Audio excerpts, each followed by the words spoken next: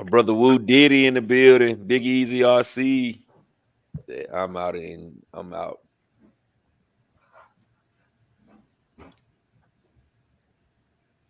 So you out in Texas for a week.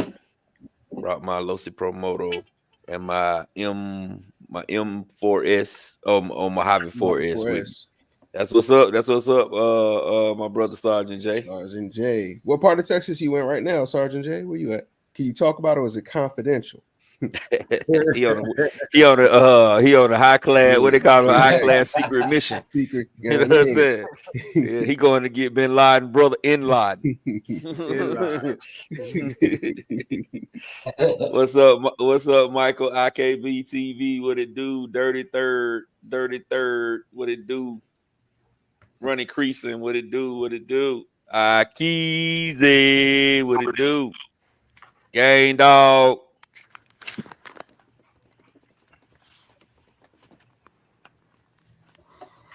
We got One Stop RC. What's going on? 29 people. Hey man, y'all coming in, man. Wipe your feet before you come into my house.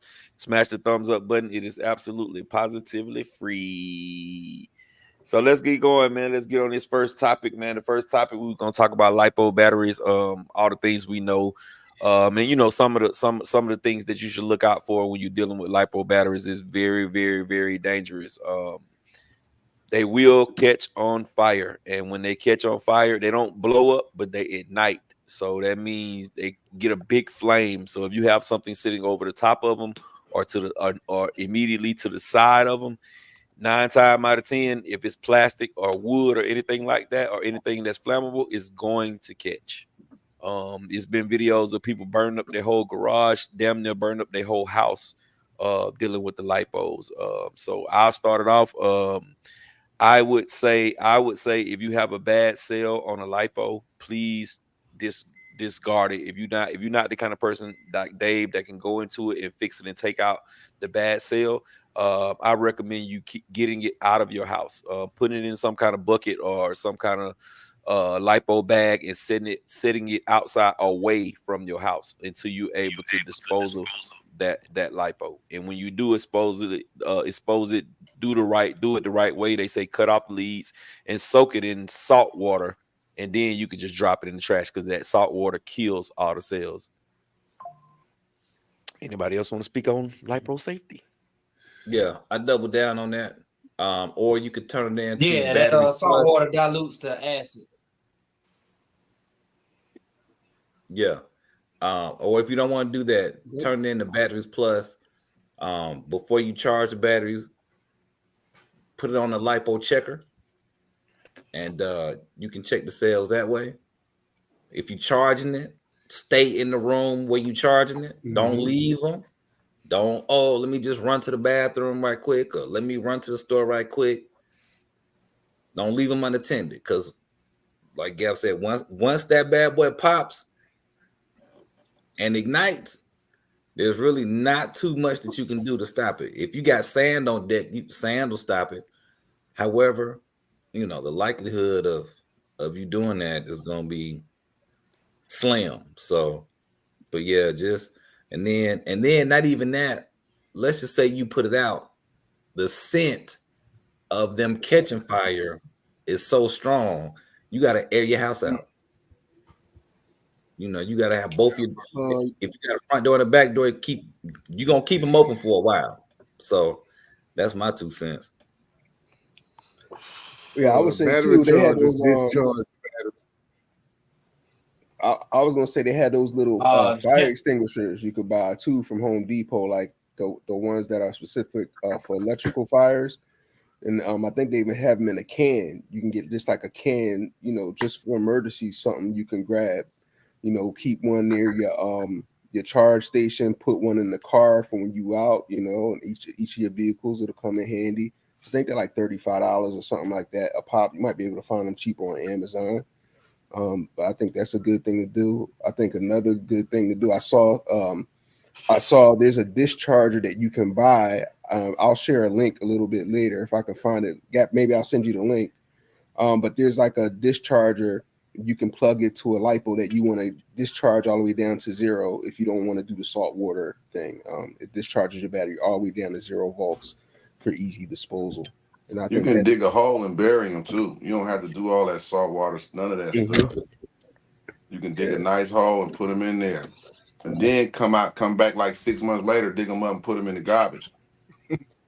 Don't grow batteries, man. Yeah, but never. I mean, don't cheap out on the batteries. Like battery chargers have. Go ahead.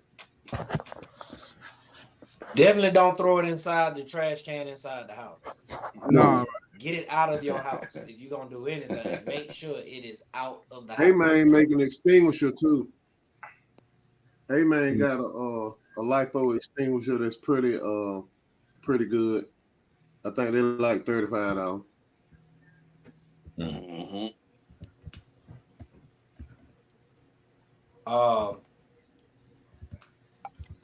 We have an Ace Hardware here in Atlanta, and they sell a little trash can, and it's for ashes and for barbecuing or whatnot. So what I do is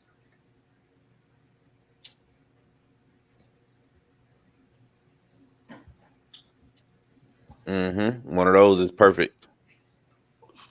Those cans right there, like Dave has. That's exactly what I have too. And it's cool at the house.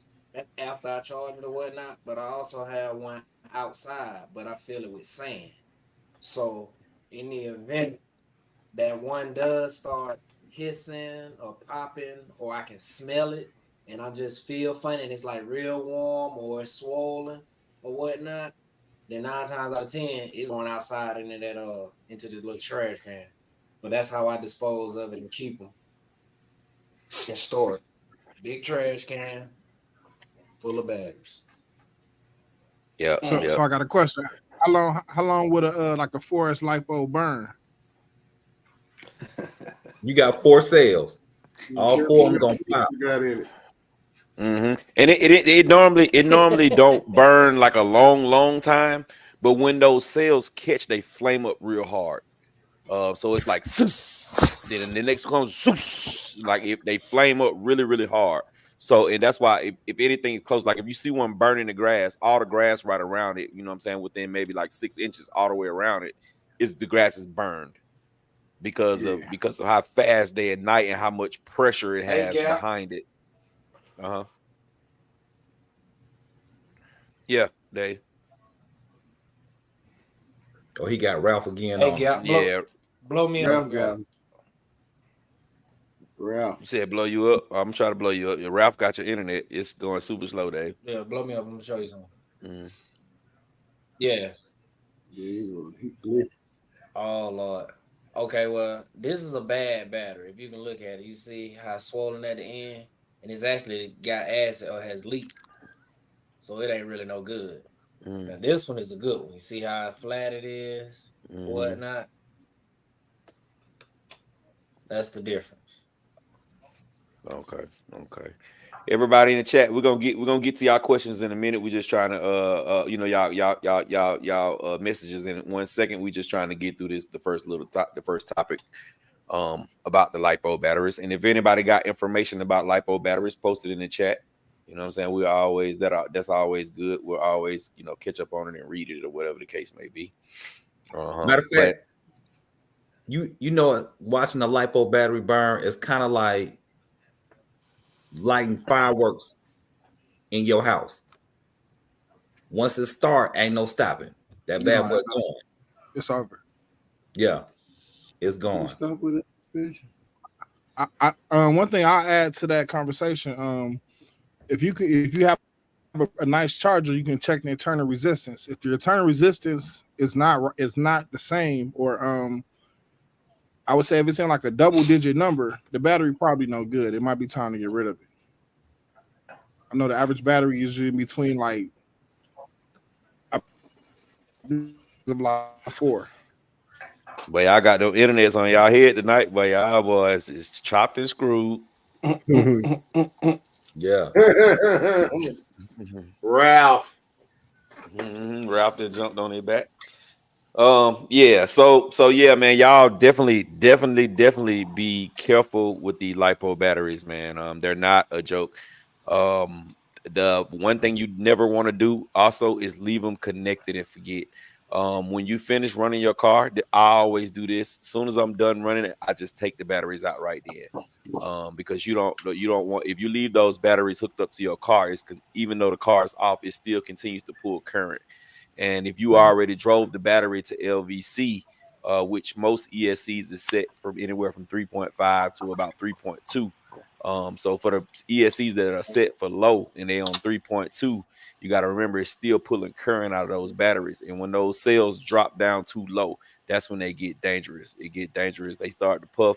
And if anything barely tap them, they will ignite. A lot of the fires you see, majority of the fires that you see in RC cars are caused from LiPo batteries.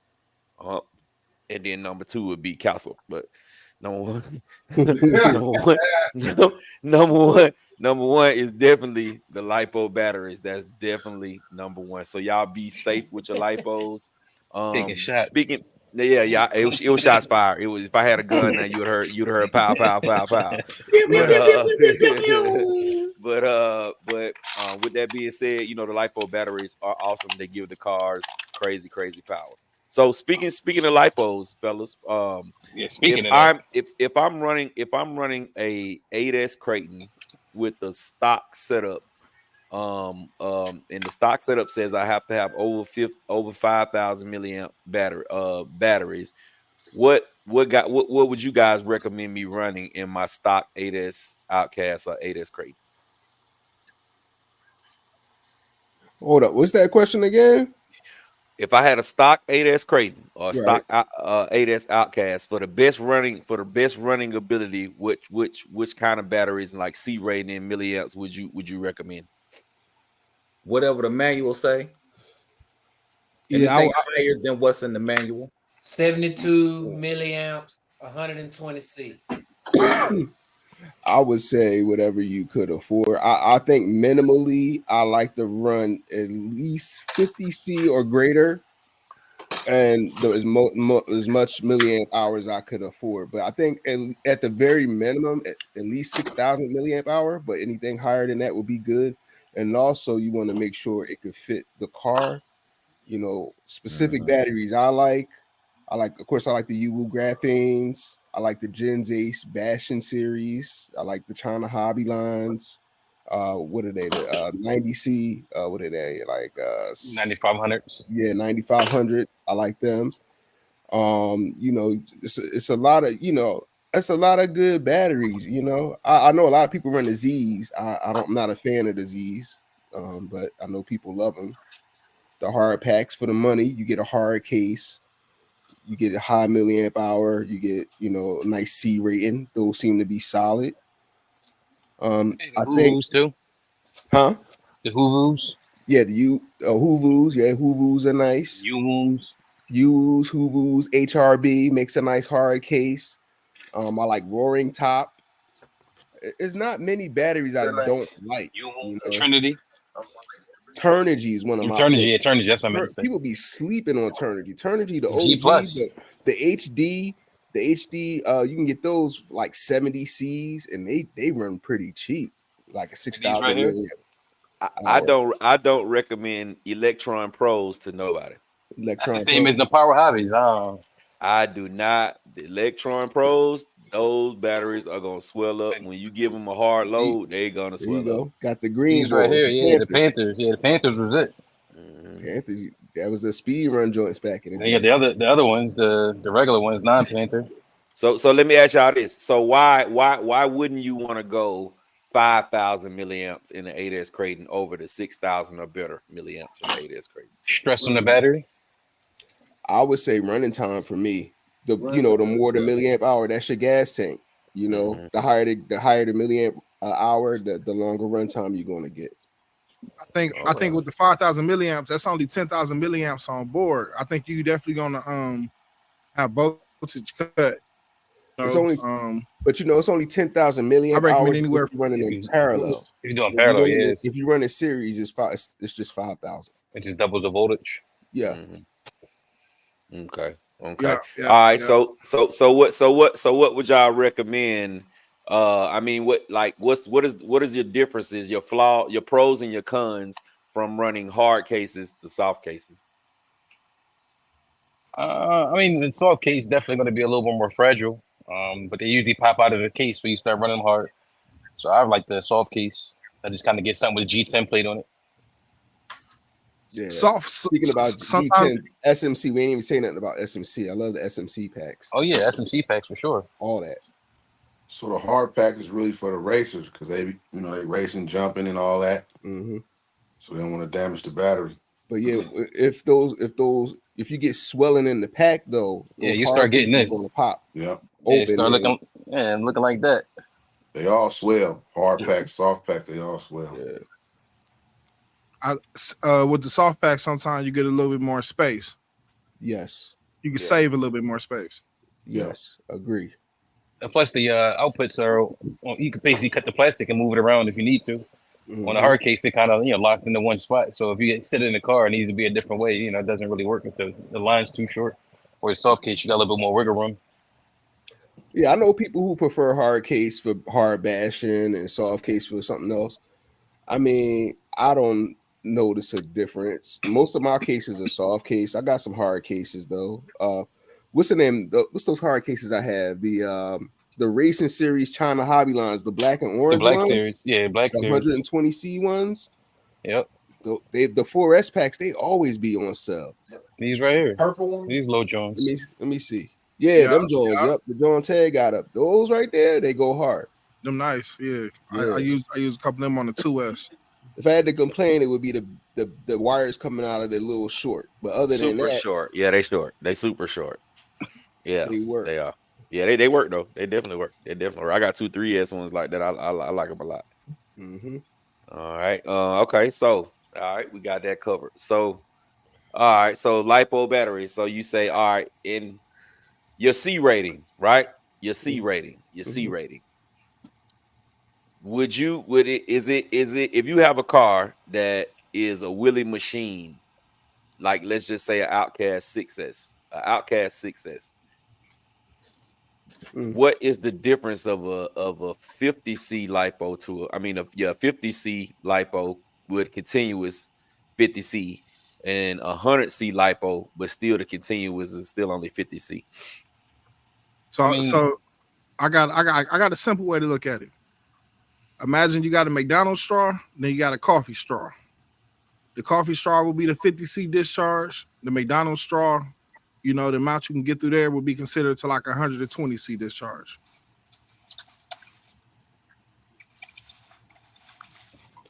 And discharge is just the amount of power that a battery could deliver at a certain amount of time in a certain interval of time. That's what I would say right here. Right. I ain't gonna say no more other than that. You got to get one of these if you don't have one. ESR meter, because everything on the packs, they tell you one thing, but this tells you the truth. ESR meter will give you the true C rating of any LiPo. Most of the LiPos are just numbers. They can put whatever they want on it. That tells you everything you need to know. And that's why I asked that question, because I've seen a video where a guy had one of those, and no battery that he showed all the batteries that had like 100C and 200C bursts and all that kind of stuff. But those batteries was only having like 7C and 13. I think the most he might have showed out of all the batteries he had might have been like 14C. The most I've ever seen was 27, and that was like a high output battery. It was much different than anything else I've ever had before. So yeah, that's weird. So what do y'all think about what I've heard a lot of people say? It's only like 3 or 4 battery manufacturers in period that we get the LiPo batteries from, and then the companies just buy the battery and change it and put their name and what they want to put on it. Well, some companies do that, but SMC is in their name, specialty matching concepts. So they basically buy all A grade cells, and then they're getting all the cells that are close together, and they make a pack out of those instead of buying, A and B cells and I'm mixing those together. So then you always get that one dead cell, or that one cell that is never charges properly, might be hanging around a little lower than the others. But any good lipo manufacturer is going to match the cells up with their internal resistance values. Yeah, I was gonna say that about max amps. Max amps is crazy. You're paying for a reason. And you're getting fresh cells too. It's not something that's been sitting around for a little bit. Yeah, they make your cells.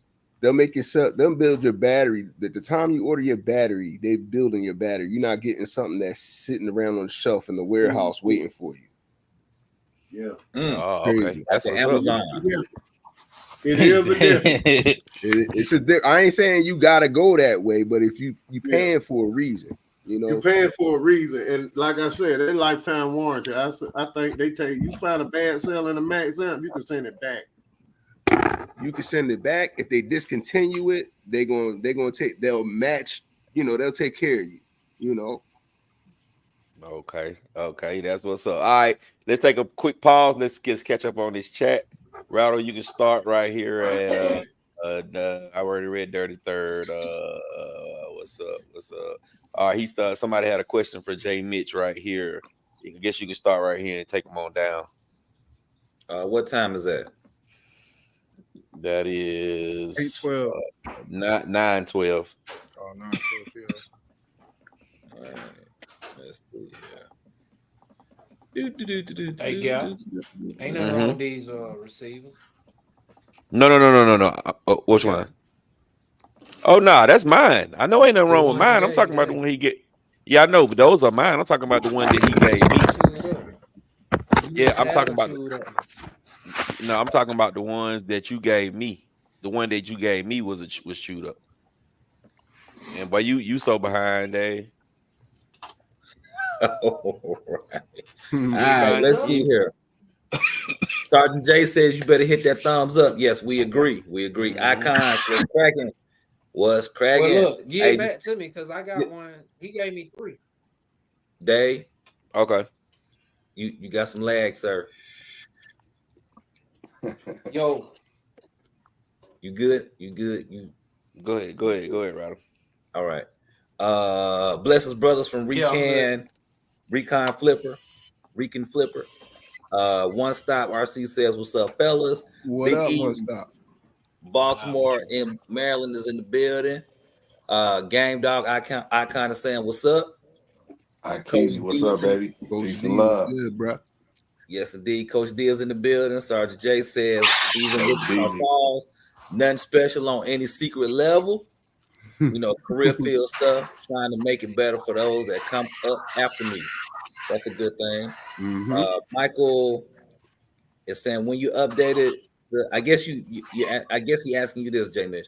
When you updated the, he might be talking to Ted too, because I told y'all Ted was gonna get in this John in this Radio Master. So, yeah, everybody needs to get one. Everybody, drop what you're doing right now and get one. Dude, seriously. Okay. When you update the, what he saying here? What's his question? He was asking, when you updated the ERLX module on your MT12, did you just plug it into the module or plug the module in and update through the radio? Okay. Yeah, that might be a Ted question. I know when I do my updates, I do the updates online, put it on my SD card, and once I put it on the SD card, you can update from the radio right from inside the radio, right from the SD card inside the radio, kind of like you update something from your phone on the SD card back in the day, kind of the same thing. Go ahead, Wi-Fi too. You can do it Wi-Fi too. So once you turn on, like if you got the internal module, if you turn it on, they don't get a link for I think it's 60 seconds. It goes into Wi-Fi mode. So then you can just go into the your settings and find it. They say Express RS, RX, or TX, whatever one it be. You log in, you click it, and then you actually use Express RS as the password. And then you go to website 10.0.0.1, and you update and do everything from there. Put the binding phrase in, set up the outputs for the PWM, what channels you want on, what channels you want off. I told y'all Ted gonna talk that shit to y'all. My bad, but I told y'all he doing the thing with it. I'm doing a little bit. But, I can show you a little something. I mean, I did this right here. I mean, I don't know, like basically I just did this. I got the GPS module here now. So this is like, you know, when you use for a drone or something, and I got this controller right here. So it's got a ELRS receiver on top with a PWM crossover on the bottom. So now I get my telemetry back directly from it. And it's accurate because I got this on here and I tested it. It was within like, 0.6 miles. It's actually more, I would say more strenuous. Not strenuous, but more accurate, I would say. Because it's giving you like down to the, to the point of the mile instead of just being like an average. Because I'm not sure if SkyRC like jump up, like say you do 29.9. It's going to say 30. It's not going to say 29. Right. So basically, Ted, he built his own module. He built his own receiver that combined, a regular receiver. He combined it with the GPS. And setting it up, he was able to make the telemetry read back to the Radio Master display. He made a little short video on it earlier this week. I don't mean to be speaking for you, Ted, but I'm just letting him know. Right. You know what I mean? Like, he really went mad scientist on this joint, and he's still working on it. But he got a couple nice short videos up on his YouTube channel. I don't know, Ted, if you could text me or send it to a Big Gap. Maybe he could play it right quick, so they can see what you're talking about. Let me see if I can find it. Or you also can put it in the chat. You could just put your link in the chat. Yeah. Type your channel in the chat so they can go and check it out. Yeah. We don't want to cut y'all off. Go ahead, Rado, with the comment. Yeah. Sergeant J says he's got a great example of a lipo fire. Hey, Sergeant J, if you feel like typing the example in here, you can go ahead and type it in here. And we'll definitely get to it. Coach D is saying what's up back to Icon. Sergeant J, one stop. We got a Facebook user saying Alabama champion here. All right, one stop saying what's up to Sergeant J. Sergeant J says salt bath for 24 hours minimum on the bad batteries. Coach D, welcome to everybody. Brandon Singleton in the building saying what's up, y'all. Got my first buggy, a Suga 6S in the words of Gap. It is awesome. This will be my second team Corrales. Nice. All right, Sergeant J saying talking to Coach. The Germans in the building. What's going on, man? What's going on? All right, Coach D been doing weightlifting season and working.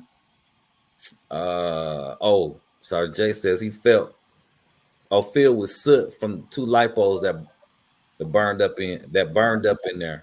Wow, that's big. Deion Freeman in the building saying what's up to everybody. All right, welcome.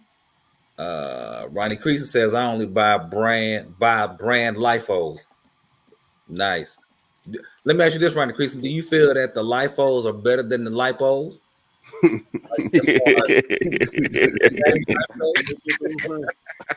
The LIFOs is the ones though. You don't even know. So they are better. Why y'all laughing? Like, that's a real question. I don't know.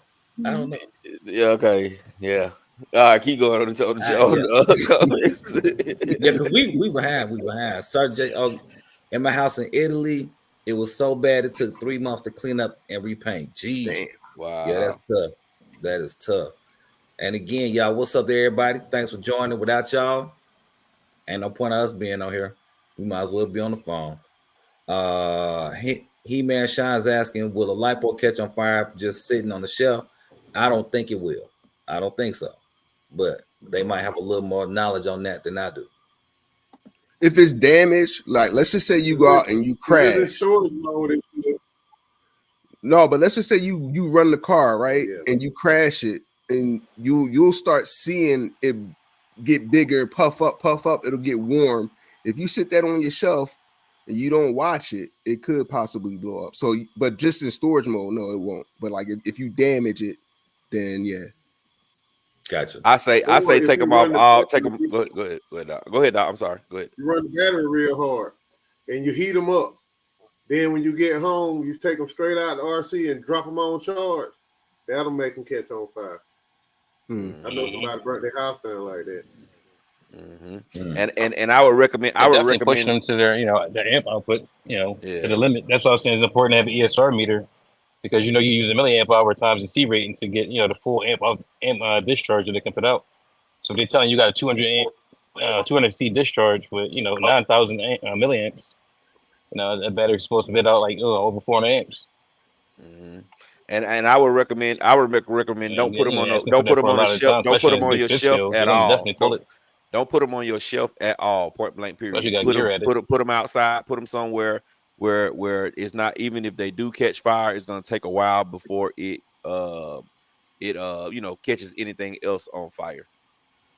Yeah, it was this boy back in the day. He bought some cinder blocks from like Home Depot. He built like a cinder block storage like unit for his lipos, and he had his charger set up on it too. So you can get some cinder blocks, and if you can contain it and store your batteries like that, or even people get the big ammo cases, you could do that too.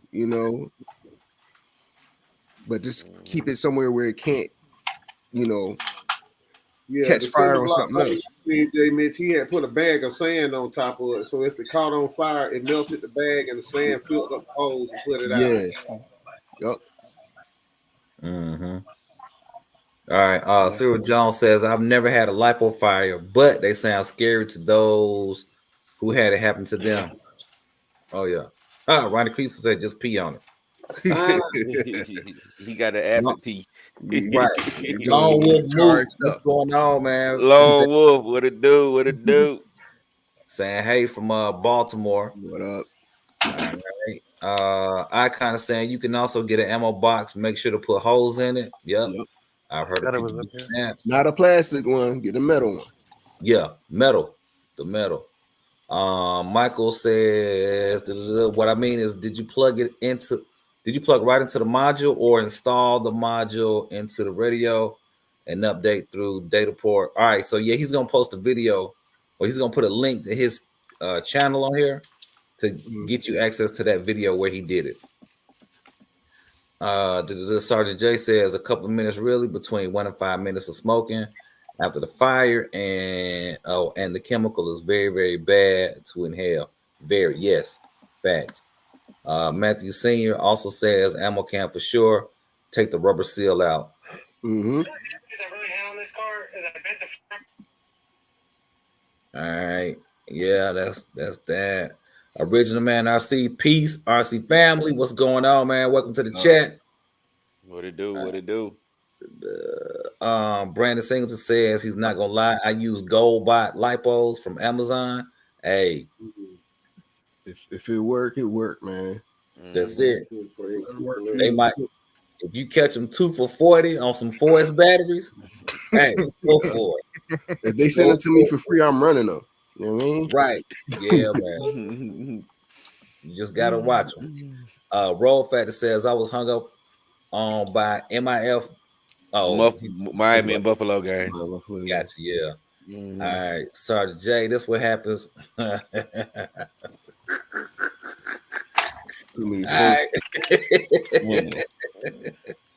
right. He-Man Sean says cheap battery versus expensive battery. Honestly, I think they can all puff. They can all burn up. Facts. I don't think it's no different when it comes down to conditioning too. How you got to take care of them batteries. You got right. Yeah, I see a lot of people charging them up and not discharging them. You cannot have charged batteries laying around for days, and after 3-4 days, you need to slap that bad boy on the discharger and pull them cells down, or you're gonna damage the pack. And then on the next charge, that's when the fire starts. Yep, and I'll be seeing people leaving their batteries plugged in their car. You run the car and you leave the batteries plugged into the ESC, your battery's gonna be shot. Right. Skipping a few comments. Cyril Jones says, I once watched a video about charging LiPo batteries, and that a good idea is charging batteries at 1C.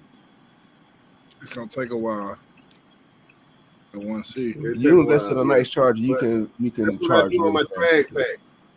Big drag batteries. Yeah, but if you do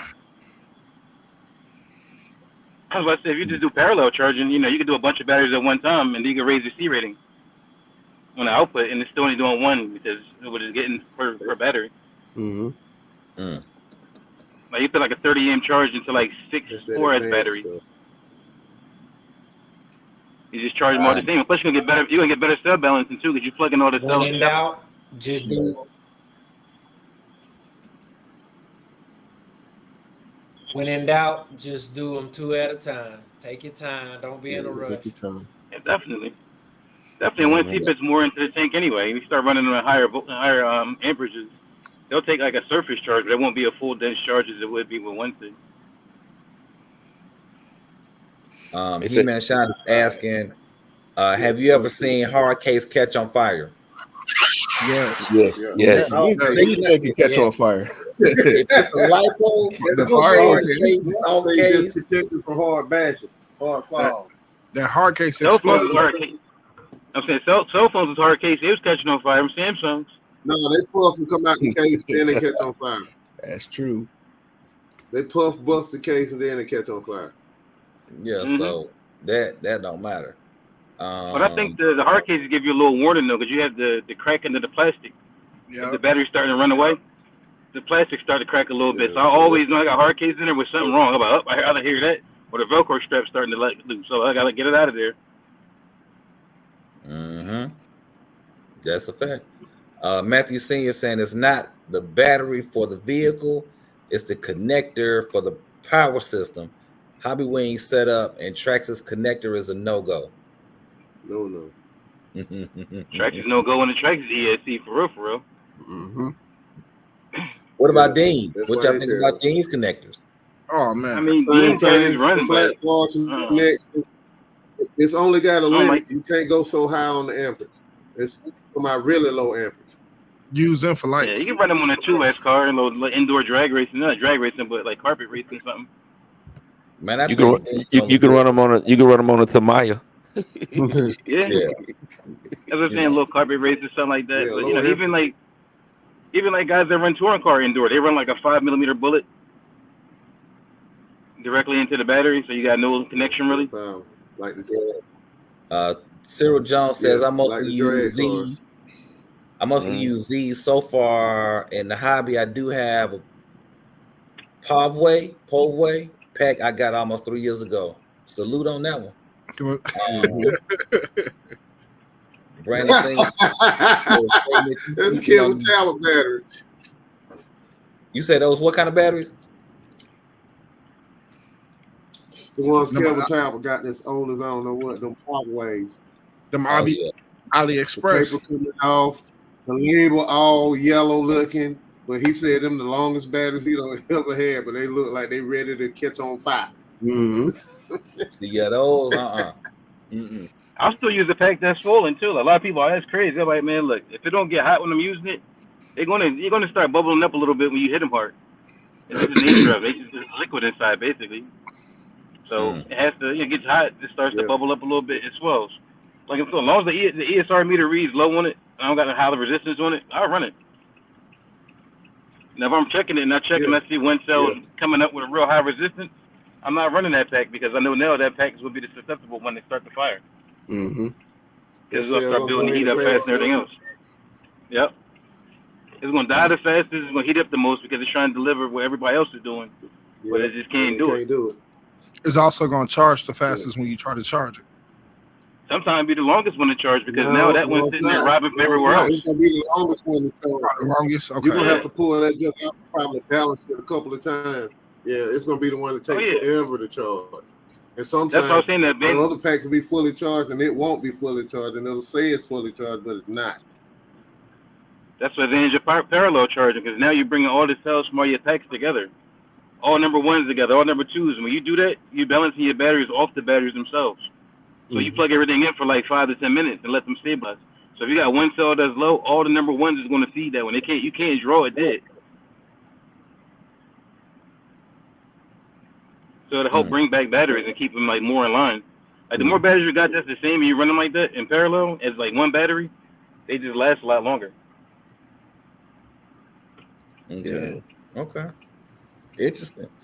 He-Man Sean says Electron Pro is no good, question mark. Swelled up in 2 months, and I have an Electron charger. The charger is good. Well, I mean, you have your answer based on your experience. If I have some batteries, I don't care what they are. If they puff on me, I'm snipping them and putting them in the salt water, and they done. I never had a problem with Electron Pros though. They ain't my go-to, but you know, if I come across them, I never really have an issue with them. But I had some pop open like an accordion. Oh, it was poof. Yeah, I had some of the DBXL that only lasted about 5 minutes, but they 1 quart fire. That's what happened to mine. I had 2 sets. I had 4 4S. I ran one in my X Max. They was all of them was hard cases. I ran 1 set in my X Max, both of them swole, and then I ran 1 more set in my DBXLE, and both of them swole too. I was about split the plastic. I said, "Boy, I never." And them batteries was expensive. You got to have some high milliamp. And they was brand spanking new, bro. Yeah, they can't hold it. Like those big 5th scales like that. You got like XLXs and IB wings and everything in them, big motors. You got them geared up to go like 80 miles an hour on the street, maybe like 65 in the dirt or so. And I think pulling 600-700 in. You got to. And the thing is, with those, I'd rather put more weight in them. I was trying to get like some 12,000 milliamp hour batteries. Do something like that, and you got more weight on the bottom of it. It makes the truck more stable. That's what I'm saying. Cyril Jones is saying another thing is connectors, Deans, XC60s, Traxxas ones aren't made for high current. Agreed. Earl Moorhead. LIVs are good batteries too. LIVs. They are higher level lipo. They swell, but I haven't yet to have one catch on fire. Called LIVs. LIVs, yeah. They lithium. It's even got a setting on the battery charger. Some of the China Hobby Lands are those. You don't realize. You talking about high voltage? Yeah, LIHV. Yeah. I'm like LIVs. Okay, I got you. Yeah, LIHV. They charge to 4.35 volts. Basically. Yeah.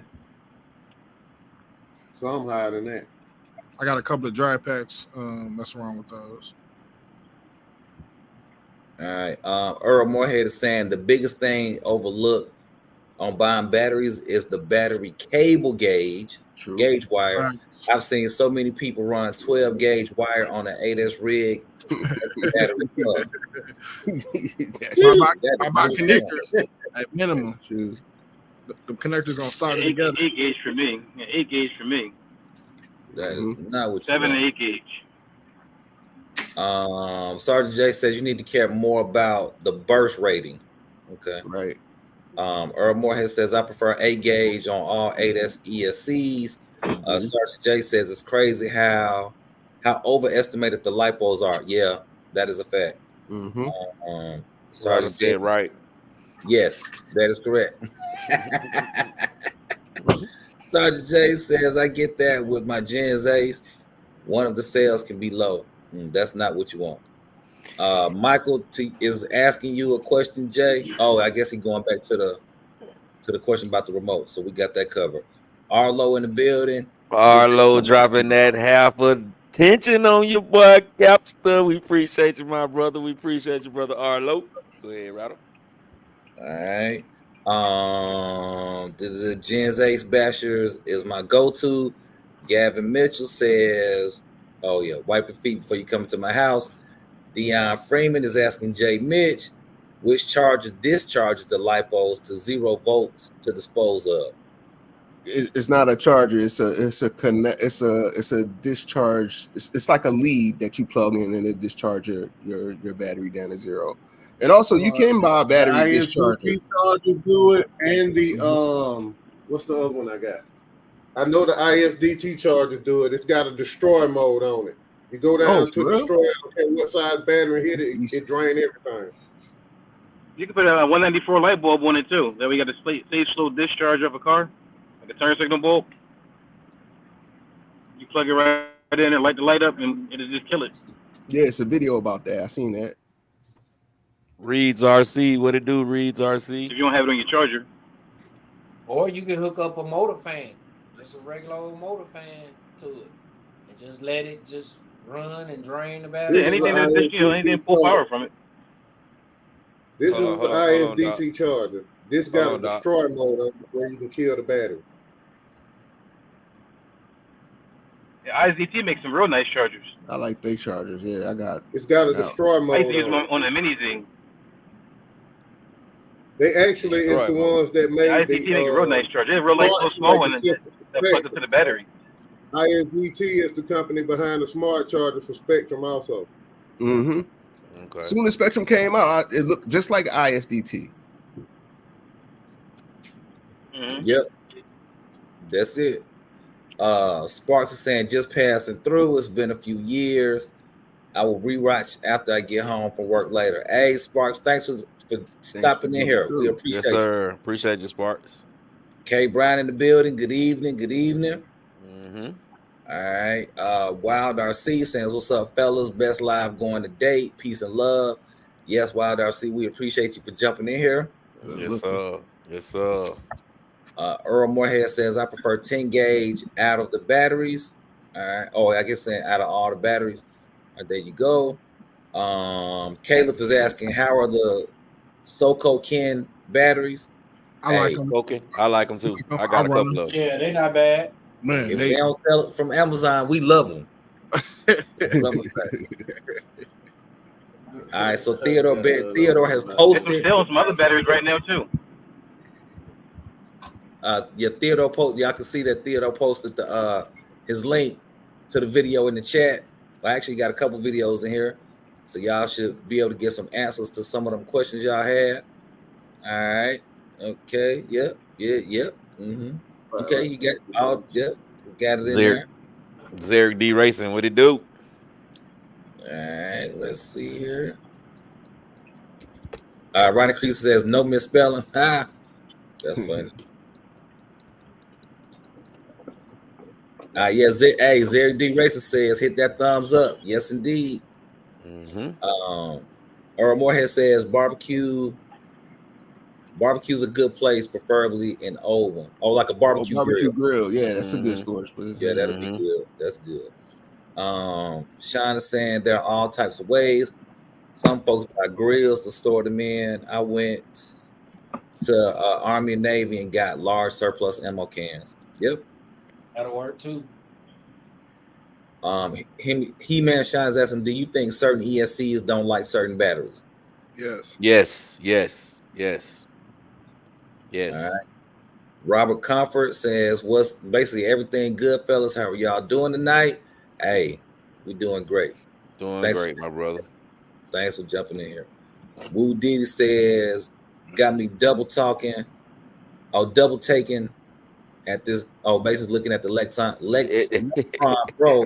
Fix this battery, keep them at 30%. Hey man, them Electron Pros, bro, you best to be careful. Them guys, boy, you go to sleep, they be small. Boy, you wake up, they be they had a feast. They be fat, boy. They be nice and fat when you wake up. Them Electrons like buying a polo shirt from the flea market. It say polo. I'm gonna just leave it at that. Robert Comfort says, has anyone used any of the TP Power Kill Mode motors, 2900 kV? Yeah, back in the day, when dragging them 8 scales back in the day, they run real nice. They nice motors. Noonie Curry saying, Noonie checking in, saying what's up to you, Gap? What's up, Noonie? What it do, bro? Hey, Noonie fast, bro. Noonie fast. He got a 7 scale, boy, on your head. Noonie fast. Thanks for jumping in here tonight. He-Man Shine asked, QS8 connectors good or bad? They're great. Great. Mm-hmm. They are great. Look, look. He's about the QS8s. Hey, the QS8s are great. If you do the right thing with them and smush those little things down a little bit. Because if you don't smush them down, you will pull your solder loose on your connector. I did one today. Yeah. Try to pull it apart, bro. Pull the doggone connector right out, bro. That thing is hard, but you gotta go in with on your ESC side and squeeze the little pins down slightly. and then that way it'll slide in and slide back out. Because if you don't do that, you push it in there, you're gonna catch living hell trying to get it out. That is a fact. That is a fact. Noonan says I like the Z's. Yep, Amazon has Z's a lot on sale. So yes, we like the Z's. Plus, Z makes batteries that also fit the V2 Limitless, the battery tray. Yeah. So that's just a little message right there. Zarek is saying you can run Dean's with 2 3S to make 6S, and it works good. I guess I would. No. I'm not fooling with it being a fire starter. I'm not fooling with Dean's at all. Yeah, no. So, boy, that little situation right there is not the move. Love Kiwi Rail says hello from New Zealand. Yes, sir. New Zealand in the house, bro. International. Hey, thanks for joining. And tell your friends. Tell your friends too. All right, Sergeant J says I had Electron Pros and all of them would jump. That's our consensus. That is our consensus. They said they all swelled up. RCOP says gearing can affect your battery. Yes, 100%. Since 1988, Wallace is asking, are Gen's ACGs any good? Yeah, they good. Yep. Gen's Ace. Ronnie Crease said the worst battery I've ever had was the Electron Pro. That's everybody. It seems like everybody had a problem out of them, bro. Man, that is it. Sergeant J says Gen's Ace been good to him. Roll Factor says LIHV batteries, I guess. Yeah, that's what we were just talking about earlier. Ronnie Creason also says best battery I run with some Gen's Ace. Nice. 9G Power Hobby Z Ovonic SMC for me. No puffing, no issues. That's what you want. Brandon Singleton says our Lalo has a new 10 scale speed monster truck coming out. Yeah, I saw the look good too. I saw it. Yeah, it looked good. It looked interesting. Good. They saying it's not gonna be it's not gonna be your 10th scale. It's gonna be like a 12th scale. I thought 13th. So it's still gonna be small. But did y'all see the crawler though? They got a crawler that's almost the size of the SCX. Man, I'm on that. If it's much cheaper, let's say if it's like 700, yeah, it's gonna sell. Oh yeah, it's gonna sell because the SCX Go ahead. Then it's got the Jurassic Park theme on it. It ain't Jurassic Park. Jurassic Park. Horatio Park. That bad boy look tight. But it was another one out before called the Maverick or something like that. It was like a 6 scale that before even SDX6 came out. And that was like 1400 back in the day. Damn. Yeah, that's dope. That is dope. They need to put their pre-order sale on that, man. I might have to give me a big boy crawler.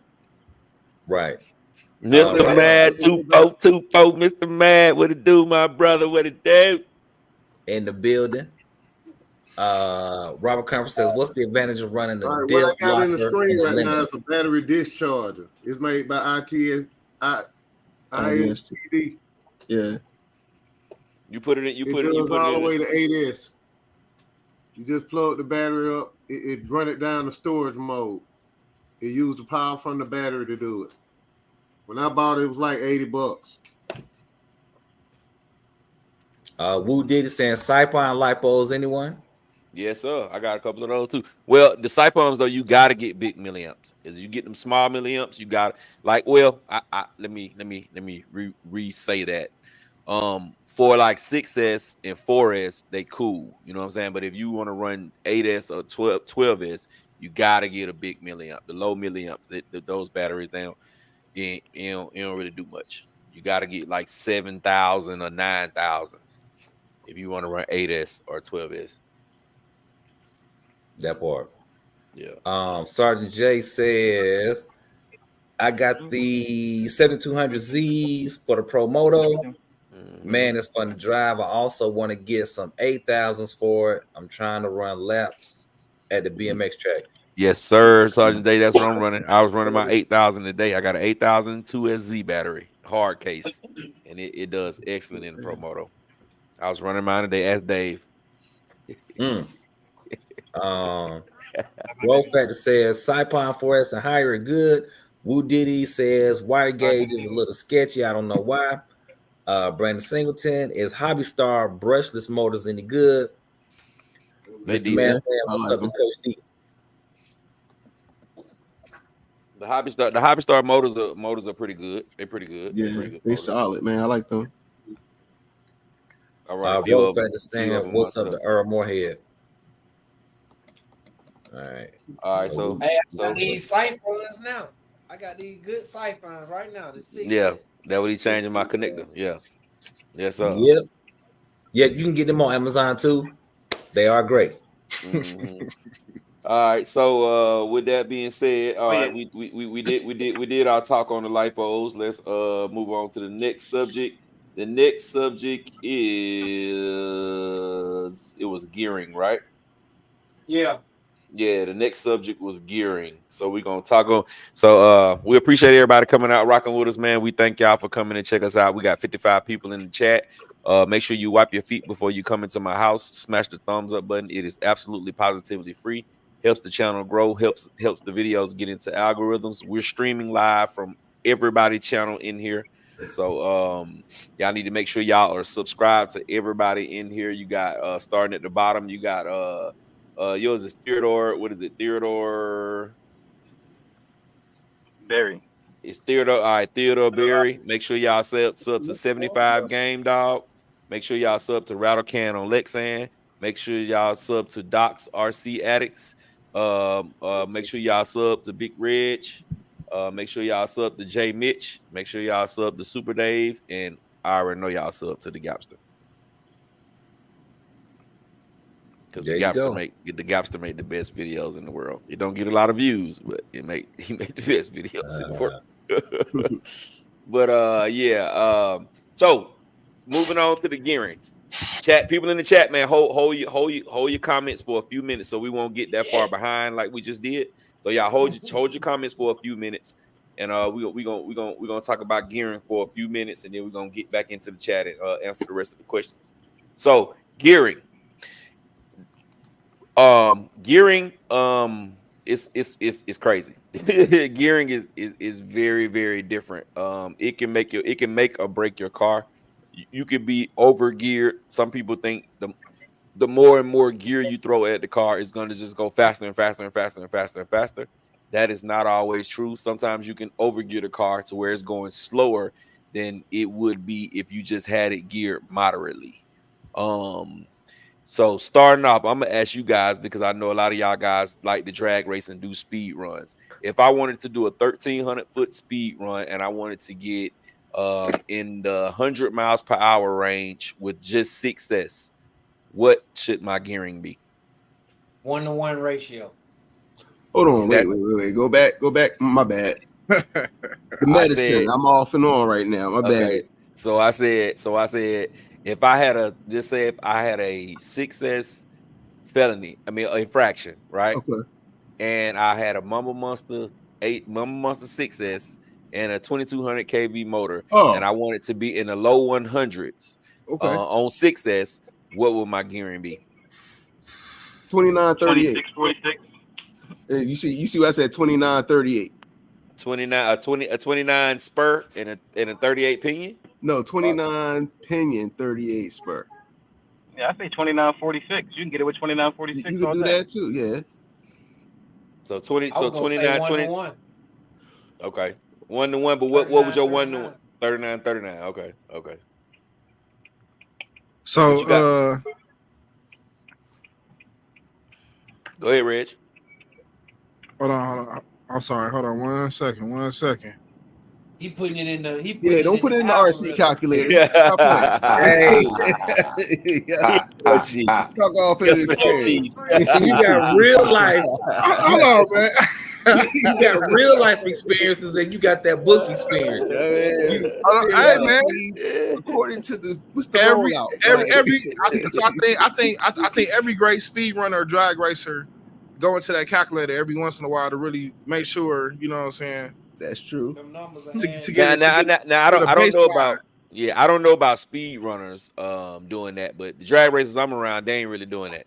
Yeah, speed runners, you got to do that. How you know where you gonna be about? You know You what I'm was saying? writing them combinations down. I'm not down it, Rich. I'm just saying I see and that's why I say I don't know about the speed run guys because I'm never really around a lot of speed running, but I'm around a lot of drag racing, and a lot of the drag racers they may do that at home, but they ain't when they get out there they just popping pinions on there and ripping. What was the KV of the motor again? 2200. 2200. Still typing over here. I'm not. So check this out. I say I know.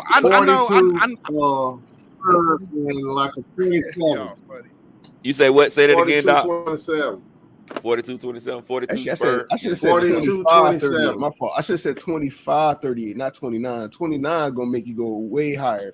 25-38 gonna put you right at like 98 to 101 miles an hour on 6S. Yes.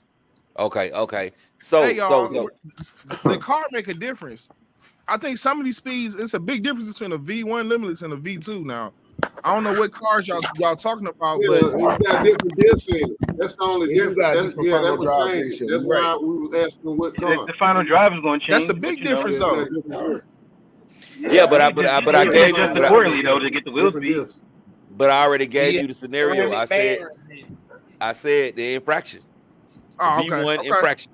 You know what I'm saying? That's the car that we was trying to get to 100 miles. I missed that part. You know, the internet a little funny over here. So Jay Mitch, you said what was your gearing to get to 100 miles an hour? My answer's still the same. I said 25-38. All right, Doc, you said what? What at 27-46? All right. What was yours, Teddy?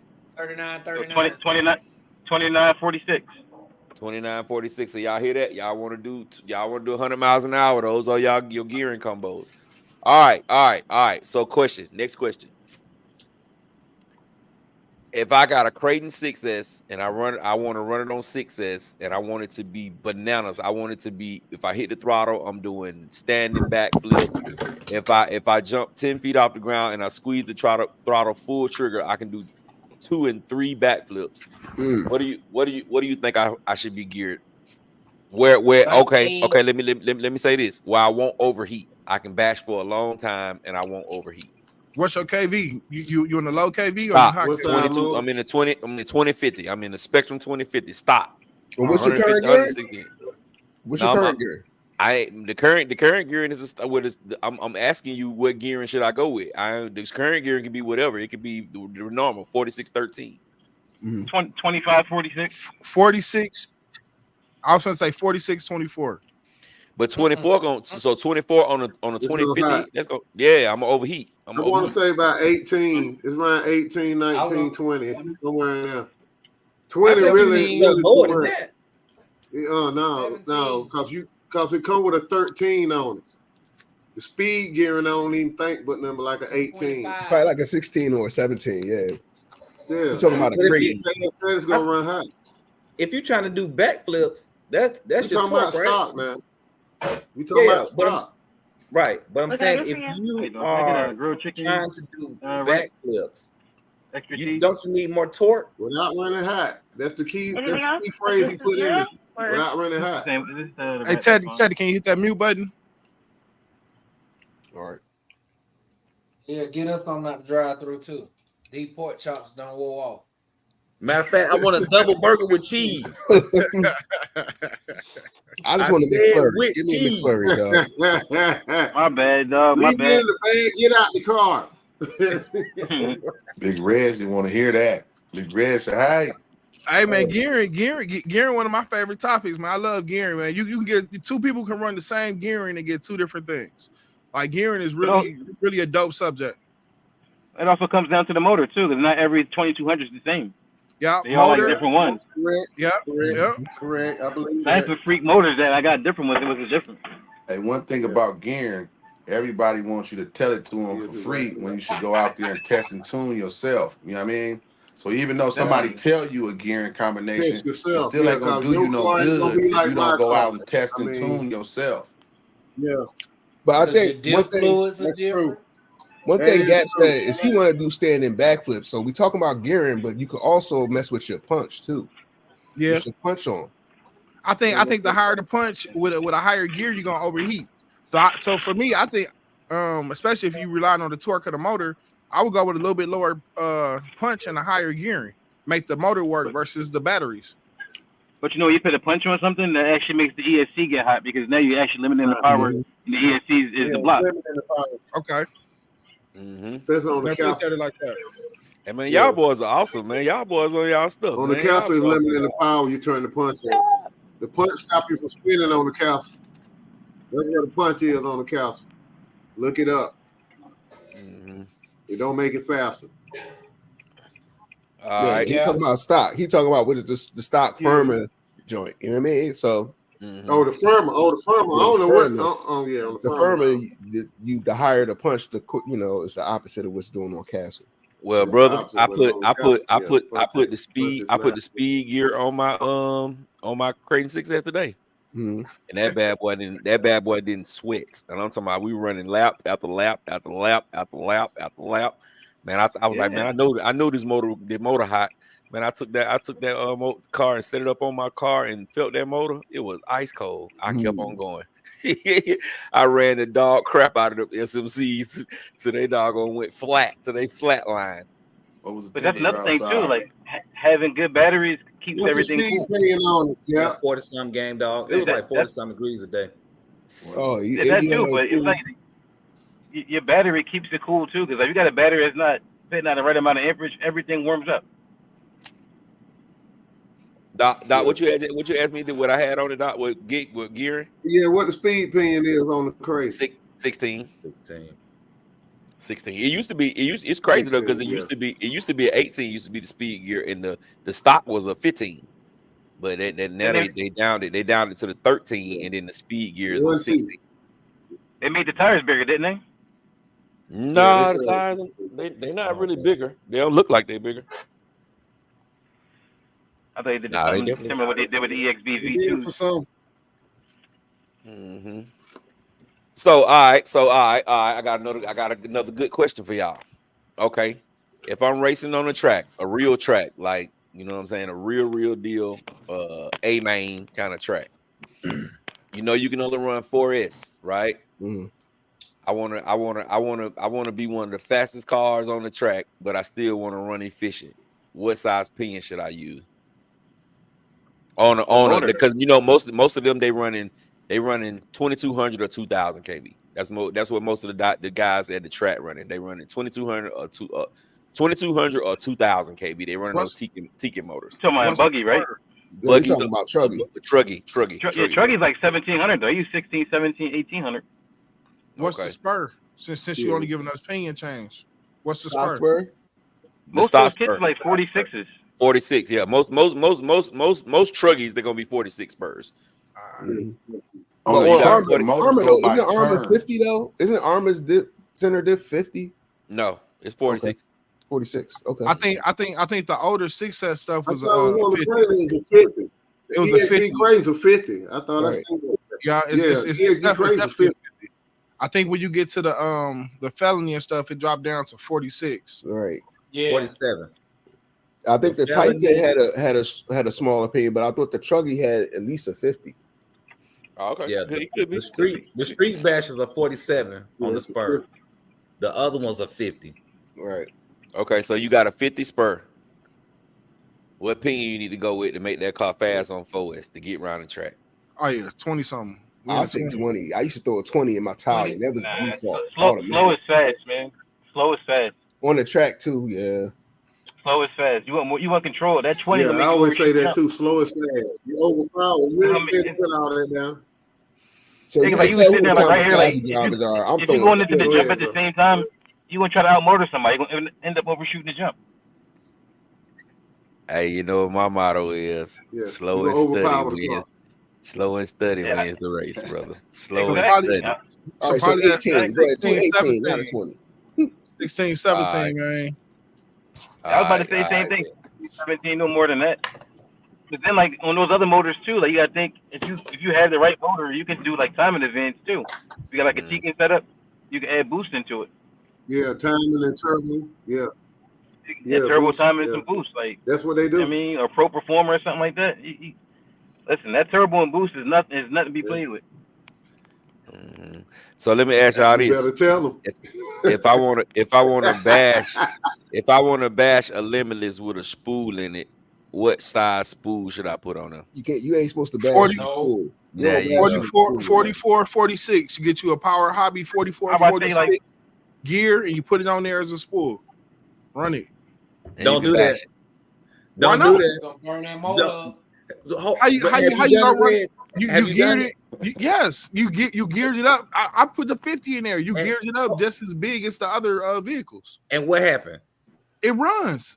It's slower, but it runs. How long did you run it for? Oh my goodness! All right, so you talking to someone who have done this? That's how I run them. Okay, but I'm asking you I'm asking questions so I can learn. There are plenty. If you look up how to run your Limitless, no. I'm asking you. There are plenty of videos. You need to run like in the 40s, like a 44, 46, probably more so closer to that 46 if you're trying to go that route. How long did you run it for? I ran it continuously. Once again, I told you about my crazy glue diff experiment. I put different size spur gears on there. I have some 44s. Well, the 44 a little small, but I have some of the 40s up to 50s. Different spur gears I put on there that I run in those type of situations. Okay.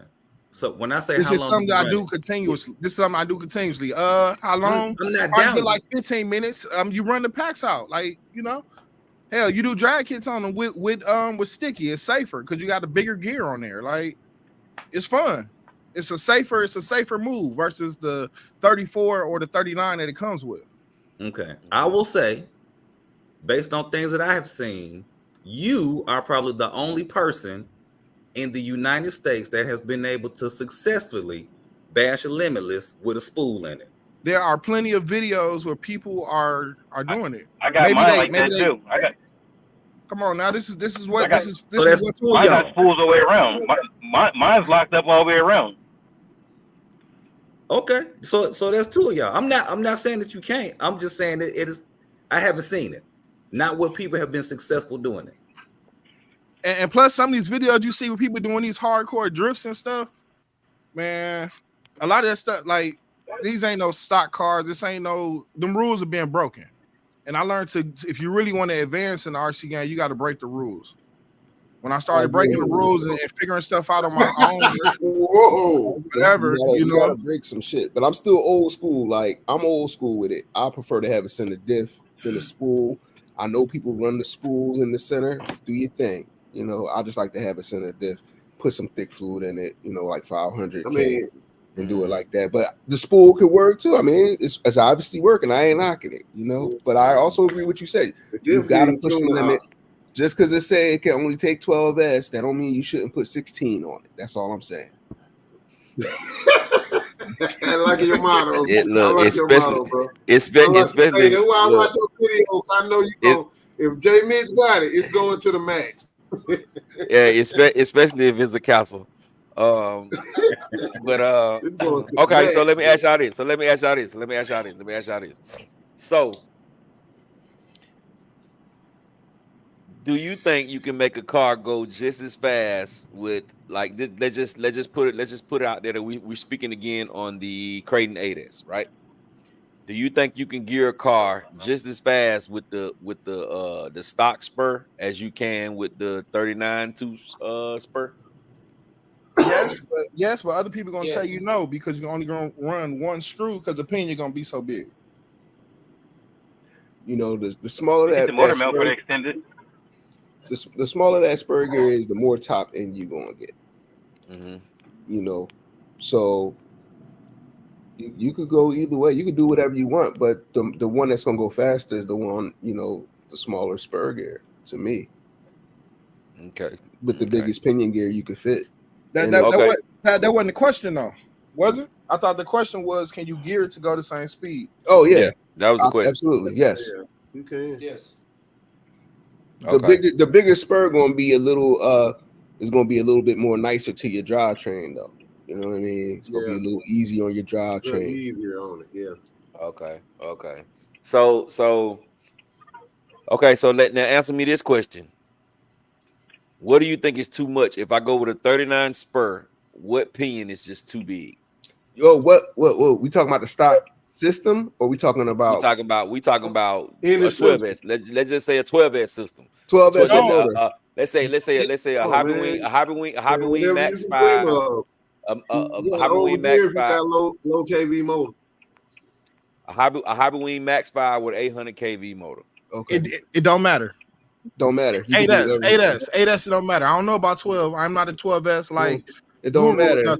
But it don't matter. The same gear you run on that 8S, you can run it on that 12S. You can run it on that 16S. It don't matter. You can go negative 1-to-1. You can go regular. Small pinion, big spur. So I'm asking because I'm saying like, okay, so let's just say I got 30, get puffy as hell though. Yeah, let's just say I got a 39 spur on there, right? I got a 39 spur, and then I go and put a 47 tooth pinion on a 39 spur. Oh yeah, we out here. We finna have a party. You're gonna do about 80 some miles an hour before, probably 70 something before you explode your tires. But if you could pull it off, you're gonna hit about 84. I've done it before. It's on video. Yeah, and you ain't gonna have no brakes though. You gotta check that brake. No, you definitely. It wasn't. But at the same time, it wasn't on the stock. It wasn't on the stock ESC. It was on the XLX. I've never done this stuff on the stock Spectrum 8S. Never. Okay. All right, Rattle. Let's get to some of these comments. Yeah. I'll go by the 40, 41, 42 at tops. Mm-hmm. Yeah. I think my K8 stay at 4139 right now, or it might be 4134. I gotta look. It's been a while since I ran that car. I got a 4139 in my Creighton right now, but I did somebody else, and I went a couple teeth over that, and it's a beast. All right, but Rattle. One hit. Let's cool off. I'm gonna start at 1022. 1022. That's what I'm starting at. Okay, hold on. Let's say what's up, Hamilton Hanger. Hamilton Hanger, what it do, bro? What up, y'all go check his channel out, man. He got the airplanes, man. The airplanes going crazy on his channel. We gonna have to get him on here then for sure. Yeah. The airplanes going crazy on his channel. Definitely. All right. Sergeant J says, when I had the OG Kaju, all I did was put 1 million in the center and the punch up. Never overheated on 2200 kV 6S. And did standing backflips all day. All right. Sergeant J says, do not bash a spool. LOL. That joint will burn up. Ronnie Creaser says, Armor Creighton 6S V3 had a 50 spur and a 13 tooth pinion, stock without speed gear. Joe Gearden, I've been bashing with spools for years, even my 8S rigs. JB Wood, the center diffs, mid 40s. Spool is funny. My God. Sergeant J, that's interesting to see it not burn up doing that. LOL. Roll Fatty says, be right back. Got to run to the store. All right. Joe Garrett says, Creighton, bless you. Should be a minimum 45 tooth pinion, 39 tooth spur. Mr. Mad is talking to Coach D, saying what's been up. Okay, they talking. Wendell Gumby, how do you keep from breaking dog bone pins on the Creighton and Outcast fifth scale? Don't crash. Stay off the throttle so hard. Limit the rear. Matthew Senior limit the rear treble. Matthew Senior says Sledge Max 6 stock motor 1650 fans on the motor. Excuse me. Joe Gurdon says 52 pinion 46 spur and the X Max on 12S is what I go with. Could pull 55. Wow, 55 all day. Mm-hmm. Interesting. Brandon Singleton's asking, is an 18 tooth pinion too much for the Asuga? No. Yeah, no. And you can run it on 4S. Yeah. All day.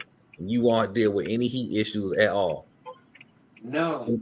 Send that sucker around cone all day. 18 and 19 are my go-to pinions on a stock system, just on GP out the gate. 17, 18, and 19.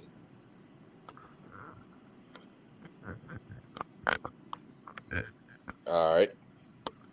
Can y'all hear me? All right, so yes, sir. All right, cool. So, all right, we talked about gearing. Next, we can talk about tires. We can have a talk about tires, and then we can freestyle for the rest of the night. So, tires. Do you guys prefer belted or non-belted for off-road? Belted. Belted, unless they the Armor Outcast tires. So I agree with that. Outcast and the LPs. I like the Outcast LPs too. They're nice. I guess those are belted though, aren't they? Nah, they're not. Okay. They're not. Nah. Armor only got a few belted. They got the ones it on the depends fire on team. though. Like,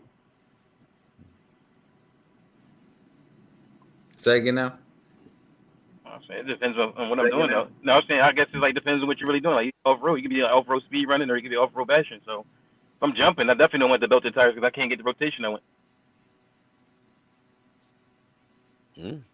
Like if you stunting, yeah, you want the.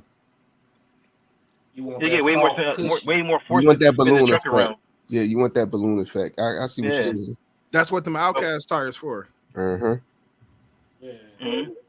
But some of the non-belted is good for that too, you know. Mm-hmm.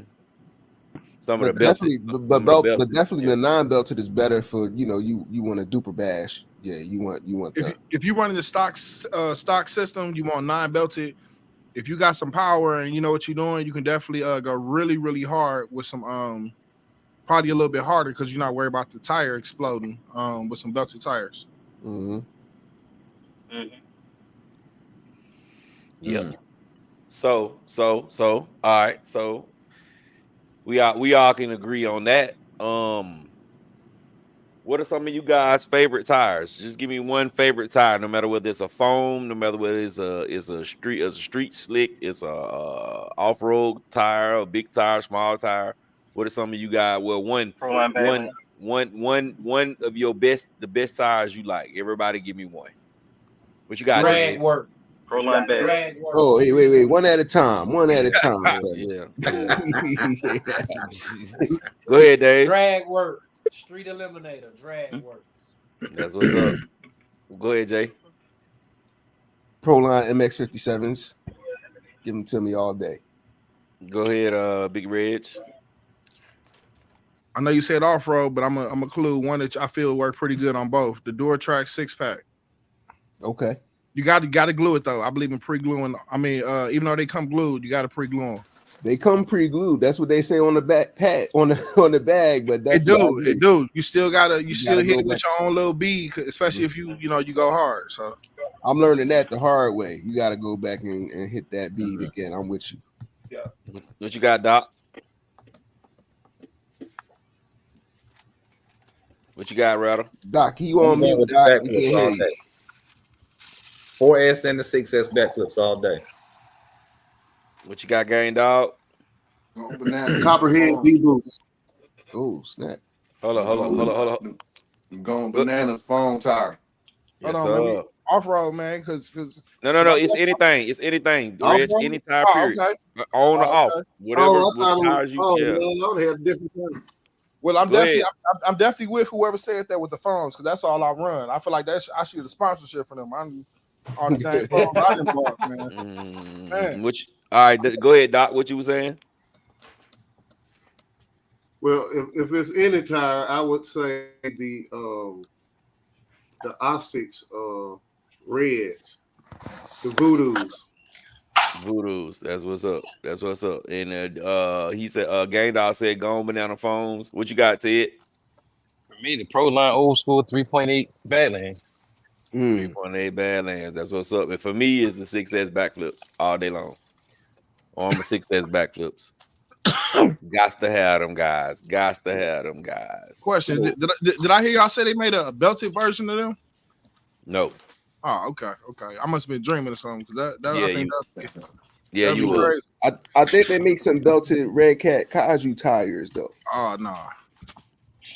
Actually, the ones that was on the blue one, the first Kaju, I heard them tires are supposed to be pretty good. Them Jones was all right. I had some on the Max on my Max back in the day. Them Jones was all right.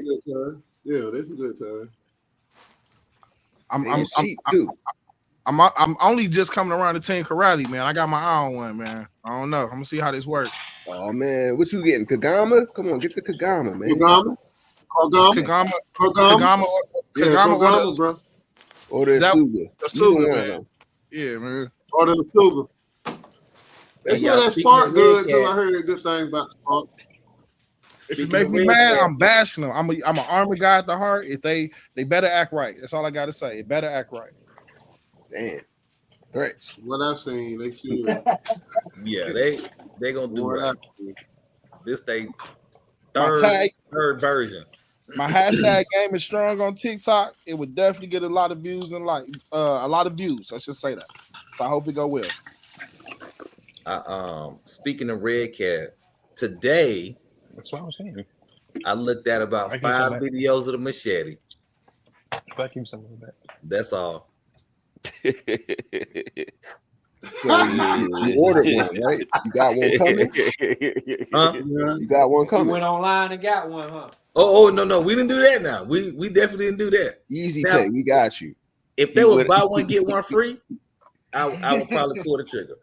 But yeah, I'm not ready yet. I still got Red Cat trauma.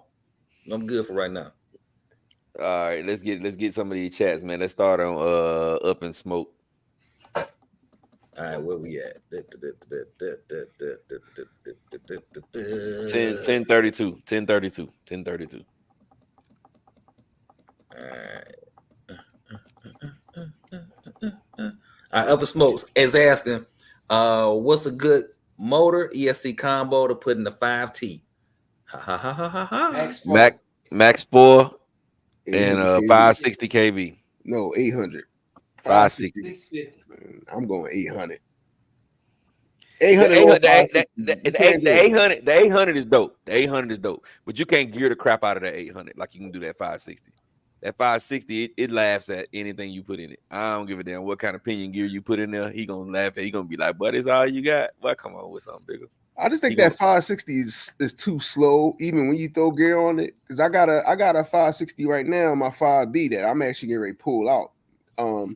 And I got it. I think I got like a 32 on it, and it only hit like 70 miles an hour with it. To me, that's not. If I put that on the 800, it's gonna take off. It's gonna do. Yeah, but if you put that on 800, you're gonna be hot. But I don't care. With the big motors, you'll see me when I'm running them castles. I'm running them castles on 16S. Now that 800, make that joint go 202. You know, the heat don't buy. I ain't one of them heat guys. You ain't gonna never hear me talk about fans. It's getting too hot. No, we gonna run that joint to the lockup. Yeah, okay, that's what's up. That's what's up. That was up, bro. It ain't nothing to replace. Look, you come down here though. Look, J Mitch, you come down here, your run gonna end real early. That's all right. I got a couple 800s on deck. No problem. So you'll slap another one in there and keep it moving all day. Well, I like the 5, man. My 5, I got a 34 on my 560, bro. I got a 34 too. Mine, you gotta go up big with them Jones. Mine coming down through there, waving at people, boy. I'm talking about that thing running, scary. So if anybody looking for a 560, let me know. I'm letting mine go. I wasn't impressed with it. 560 for sale, y'all heard it. 560 for sale. So Up in Smoke, there you go. Anywhere from 560 kV to an 800 kV, but definitely a Max 4. So good to go on that. Sergeant J says, "Man, I'm loving this live. Like the topics, more of this, please." Yes, sir. Appreciate it, brother. Appreciate it. Joe Gurdon says, "Traxxas paddle tires have been my strongest tires. 8 or 12S. I've never popped one yet." Hey, that's thorough. That's what's up. That's thorough. Wendell Gumby says, "My 12S Outcast is frustrating. I go through pins and diffs like draws." Damn. Every day, hopefully. Yeah, exactly. He sound like he just fed up, guy. He not liking that at all. Joe Gerda says the 5th method tires are great on blacktop. not so great in grass, in my opinion. Yep. Sergeant J says super stun, you want unbelted. Speed, you need them belted. Yep. Coach D says the backflips. Sergeant says OG Badlands. 9G says the belted guitar. Joker is talking to Wendell. In my quad motor build, I had to use M2C axles. Interesting. Coach D says street eliminator voodoos all day. Robert Comfort. How about the Jetco tires for fifth scale off-road? Nice. I like BSR purple foams for drag. I like the Jetco tires, but they heavy. That's the only thing about them. Very heavy. Very heavy as hell. And they're not forgiving if they get wet. Matthew Senior says IMAX J9 Pluto toughest in belted beadlock setup. Hemi Shine says street tire Duratrax Banditos. Interesting. Robert Comfort says, how can I get a set of Gone Bananas foams? Reads RC says Badland all day for bashing. Matthew Senior. Okay. Brandon Singleton says Rattle Can R5 tires. We're gonna watch them go on down the street. Wendell Gumby, Joe Gurdon, the pins are made of a different metal on M2C. Oh, he's asking, are the pins made of a different metal on the M2C axles? He-Man Shine, Off-Road Badlands, Outcast, Backflips. All right. 9G, Rattle Can, the Red Cat Warrior. That's right. He get hyped as soon as he hear the word Red Cat.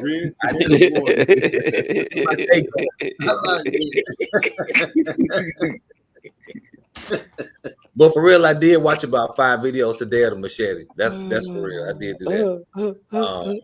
Woo Diddy says no worries with the Team Corrali. They never listen to y'all. Dang, that's strong. Wheel effects overall gearing. That's true. The wheel size. He-Man Shine with Castle Systems tear up my tires. Hey. Joe Gurdon says Wendell not sure of the materials. Okay, you're talking answering that question. All right, good. That's good. Okay, that's that. Roll Fatty says big wheels need love too. Coach D says BSR purple foams work good here in Florida. Puff Puff Pass for real. That's Rogue Factor. Coach D BSR double X pink foams here in Florida. Okay, that's another one. Wendell says, I appreciate this chat. I learned so much from you guys. Hey, we appreciate it. We appreciate it. Roll Factor says Rattle Can on Red Cat. We'll take it. You know what? They're gonna sponsor me before you do it. Just because watch and see. They're gonna send me something for free. You gonna have one of them hoppers. Yeah, they need to send you that convertible. Hey, I'll take it. Now that I take it. Gold digger. They need to send you a gold digger rattle. We need to convert you over and then get that hauler. You know, I would get one of them hydraulic cars. I would definitely do that. I just don't want to spend that kind of ticket on it. They're gonna send him. They're gonna send him a blackout EXP. Look, with a note that says, "Until you do right by me, everything you do, man." If you Brandon Singleton says, if y'all get the Kagama, get some M2C racing parts, straight bulletproof. There it is. Raw Fatty talking to him. Deion Freeman says all the backflips. Yep. Diddy says their tuning line is also good. You talking to him? Okay. Raw Fatty says I got faith in Rattle Can. Okay. Oh, Rattle Cat. That's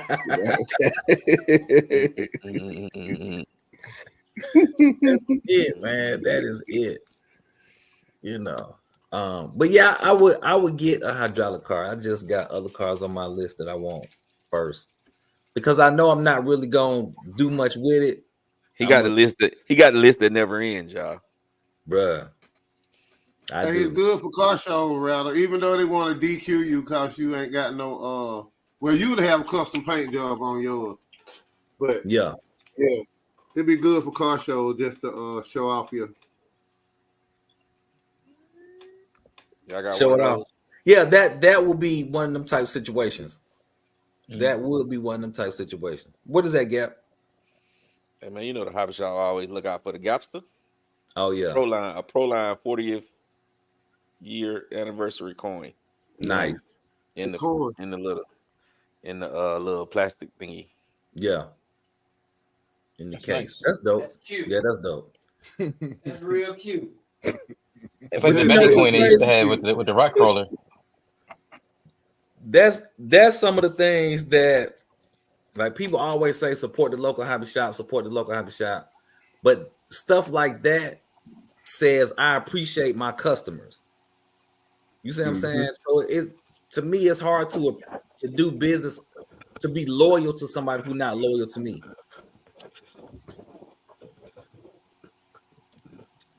With you on that, Rob. You know, like if every time I come in here, I'm paying full price plus tax.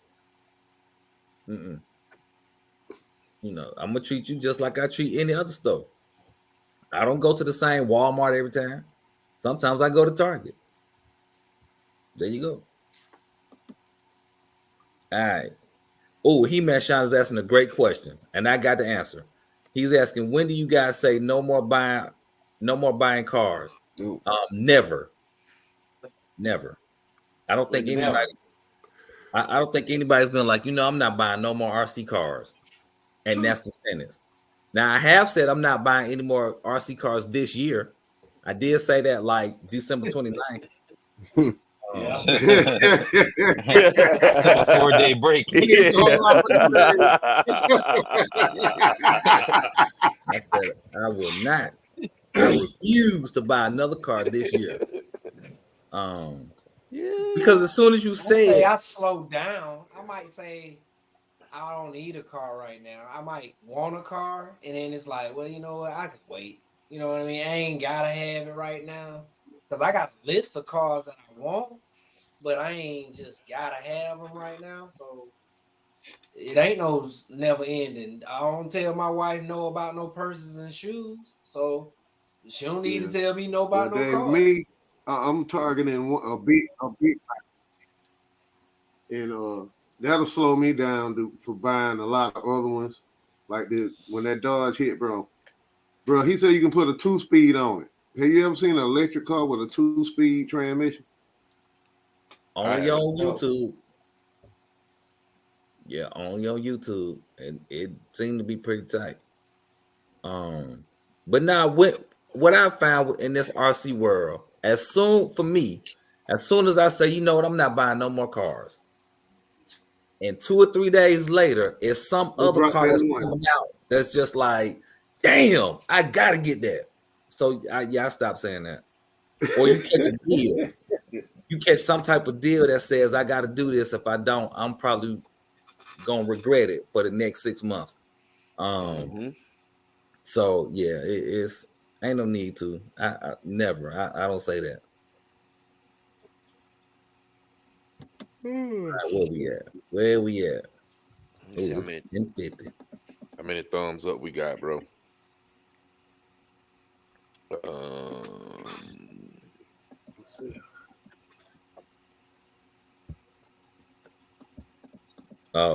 Let me catch some of these comments. All right, here we go. Backflips. Read that. Tuning line. Got that.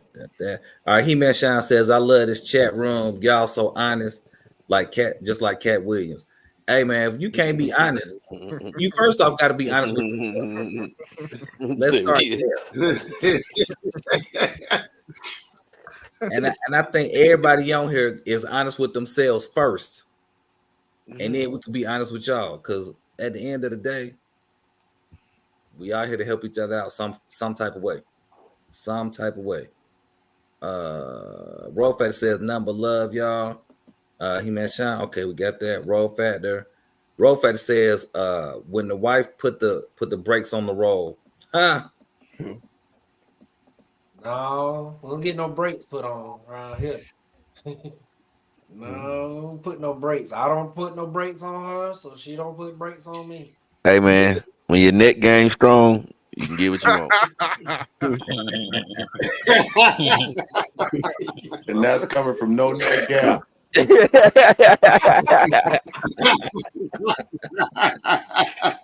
I knew I was gonna get something out of Game Dog when I said that. I knew something coming from Game Dog. All right, Wendell Gumby is talking to He-Man Shine. He said, when the wife threatens to leave you, I don't know if you want that one around too tough. Like, don't threaten me now. Don't do that. Like, golly. Sergeant J said, I said the same thing right after I ordered 4 new ones at the end of 2023. Yep, that's it. That is it. All right. Sergeant J. Rolfat said, flying under the wife dar. Huh? Reed Justin says the old Traxxas E-Max had a 2-speed transmission. There you go. Brandon Singleton talking to Jay Mitch. You have a Kagama 2. Welcome to the Team Corelli fan base. All right. RC Ops, how was the durability with the DBXLE 2.0 on 12S? Superb. Yeah. Superb. As long as you change those diff cups. I didn't even do that to mine, and mine been superb. Yeah, there you go. So change mine and have at it. Put them Badlands on there, and I'm good. It is a beast. I got a 24 tooth pinion on there. I ain't tried nothing else but the 24. I got some more coming, but the 24 seem to be doing good for me. Yeah, there you go. Yeah. There you go. Woo Diddy says these Crane 6S EXB diffs got a lot of Loctite in them. Use quality tools on them, and your torch. Don't forget your torch. You need that. Well, I haven't opened up a diff, man, but I was surprised how easy my screws came apart. I didn't even have to use a torch on none of my screws on there. So when I changed the pinion and I changed the servo, so I had to take a couple of things up from up under the bottom, and I thought I was gonna have to use my torch, bro. But I put it in, and I was popping them screws, but I was like, damn, I ain't never had no armor that easy. Most of them, bro. I get frustrated with the Loctite. I couldn't believe it. Yeah. And FYI to all y'all new folks out there, when you put your hex in the screw and you can twist it just a little bit, like it's like you got mesh, like you meshing 2 gears together, don't use them. Get rid of them. It's time for some new ones. You don't wear them suckers out. It's time for some new hexes. Definitely. You're on your way to Strip City. Yeah. You're going to turn that hex into a circle, and then you really be upset. Hey, Gap, Roll Fat is laughing. I mean, Sergeant J laughing. Matthew Senior saying preach. Roll Fat says net game. Roll Fat said that you're going to be using these. You got them cheap tools. Them easy outs, yeah. Easy outs, yeah. Yeah. There you go. Roll Fat says that ain't funny. I'm writing that down, Gap. Ha! You taking your advice like as a life hack. There it is. Wendell Gumby says Team Corelli ESCs overheats too fast for me. Brandon Singleton says so. The Losi DBX better than the XRT out the box. I think so. What? I think so, but they're 2 different types of vehicles. They're 2 different types of vehicles. Yeah, like, you got a buggy and a trucky, bro. Yeah, they're gonna be different. XRT not even a true 5th scale. Yeah. But if you got to choose one, I would choose a DBXLE all day. Yeah, hands down. It will. Yeah, I would choose the MCD W5. Well, that W5 punished them folk today, bro. That thing was bananas. It got dirty as hell, but boy, it went. They pick up a lot of stuff, right? Them MCDs, they pick up a lot of. They might as well be lawnmowers, man. They pick up everything. It looked like Gap had a couple of bird nests in here. Yeah, bro. It was full of stuff, bro. It was full of stuff, bro. But it was running, bro. It was running. I'm talking about, man. And I got the 650 in there. I ain't even gear high, and that thing was getting down through there, but they couldn't handle it. All torque. Roll Factor says trash old hexes at ASAP, maybe even right out the box. Absolutely. Sergeant J says, what's y'all's go-to hex? For me, I've been using them dynamites, them red dynamites, because I got them when I first got in the hobby. But I also got a set of MIP. These right here are using now. Yep. That's it. I got some of those too. MIP me, bro. MIP me. Yeah, yes, sir. That's it. MIP me too. Them DDM hardened tool hexes. What y'all think? Don't sleep on this company. And even don't sleep on Aeromax. Aeromax is nice too. Yep, I mess with Aeromax. I love this little drum for in the field. Mm-hmm. Got all my bits on there, and these all hardened right here. Oh yeah. What do y'all think about them Traxxas bits? Little Traxxas Jones is nice too. Yeah, these right here. Yeah. I told you I like them, man. These right here. A budget MIP. Budget MIP. These are good. Yeah. What's the budget MIP? The Traxxas? The Traxxas, you got to get the expensive ones. I'm gonna say that Traxxas said I got it. They $40. It's only 4 pieces. $40. Yeah, 4 pieces. 1, 2, 2.5, and a 3. They said I got that when I first got in the hobby. They taught me into getting the Traxxas it's a little fold over kit. Nah, that's garbage, bro. That's like butter. That's not the same as this one. That's butter metal. I was like, boy, I would never in life use that thing again. Because the ones I saw a set, it's just 3 of the speed hexes in there for like $30. And I was like, I wanted these any good. Nah, they ain't it. No, you gotta get these right here. They look just like MIPs, bro. They look just like if you buy the MIPs that's not look, they look the same as them. Yeah, that's them. Because they got a 3-pack of them now. I know they had a 3-pack. Yeah, you might as well get the one with the 3 though. You know you need the 3 every now and then. Right. Okay. All right. Because I got a set of MIPs too. But yeah, it's time to let them dynamites go. They've served their purpose. I need to retire them. Blades in there though. I was about to say a lot of people I seen with the dynamites, they seem to be round out stuff a little bit compared to the newer stuff. That's because after so much time, you start to wear that hex out. Yeah. But so you can buy the shanks. Oh yeah, I'm not gonna go through all that. But you can buy the shanks to replace them. Yeah, you can buy the shanks from Aeromax. They're like $10. I have replaced.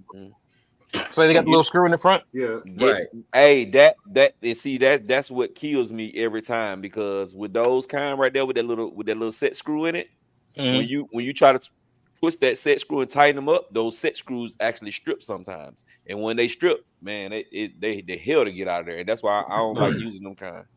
What you got on there? Let me look. Hold on. What is that?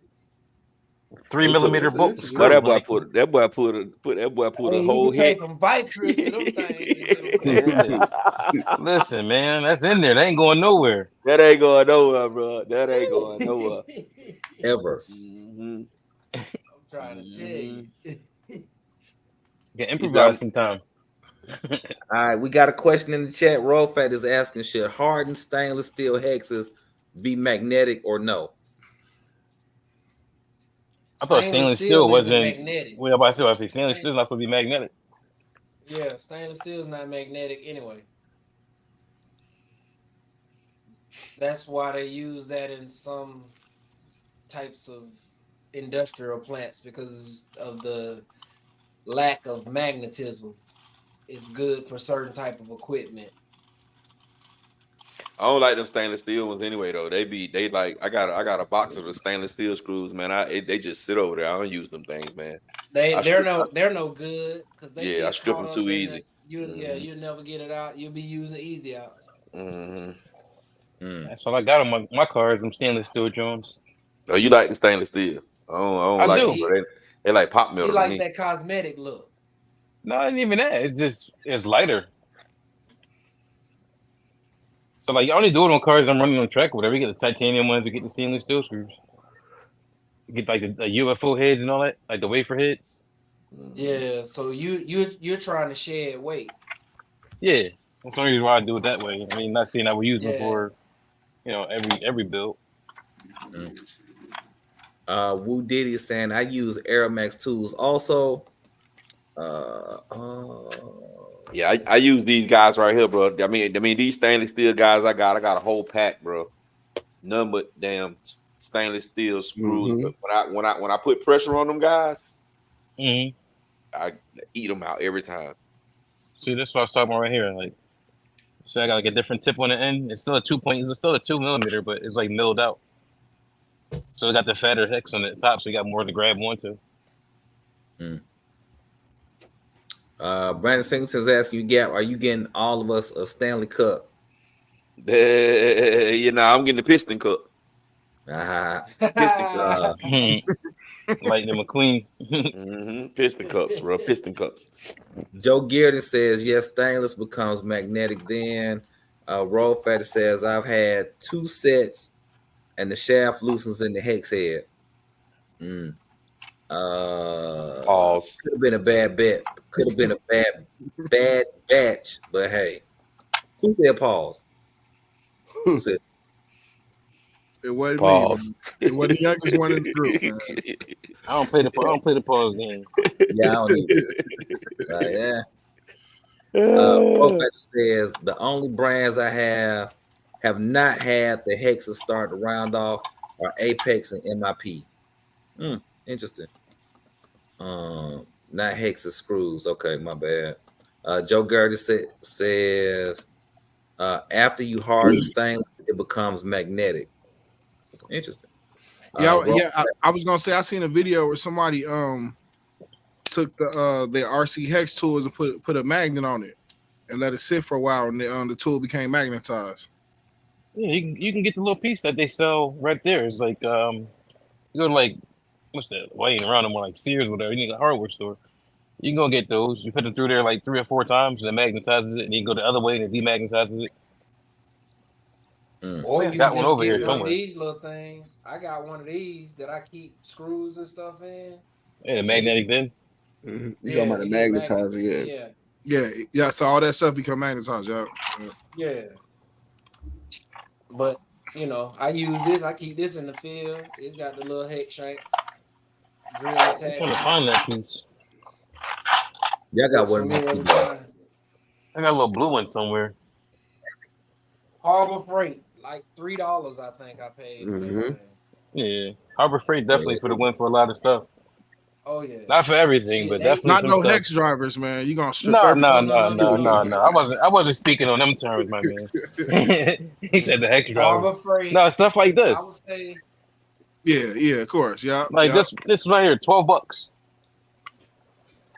I use that to spray this. You need something bigger. I would say Harbor Freight for you can get you a nice little cheap airbrush setup. Yeah. The compressors. Controllers. You can drop $100 there. You get a brush and a compressor. These like what $30 for your controllers, the big ones. Oh yeah, they got those ammo boxes too at Harbor Freight. Yeah. So you get you a couple of these, put your remotes in. It's my daughter's, hers. Got the little phone protected. She thinks she doing something because she got a box like me. So. The box costs more than the radio.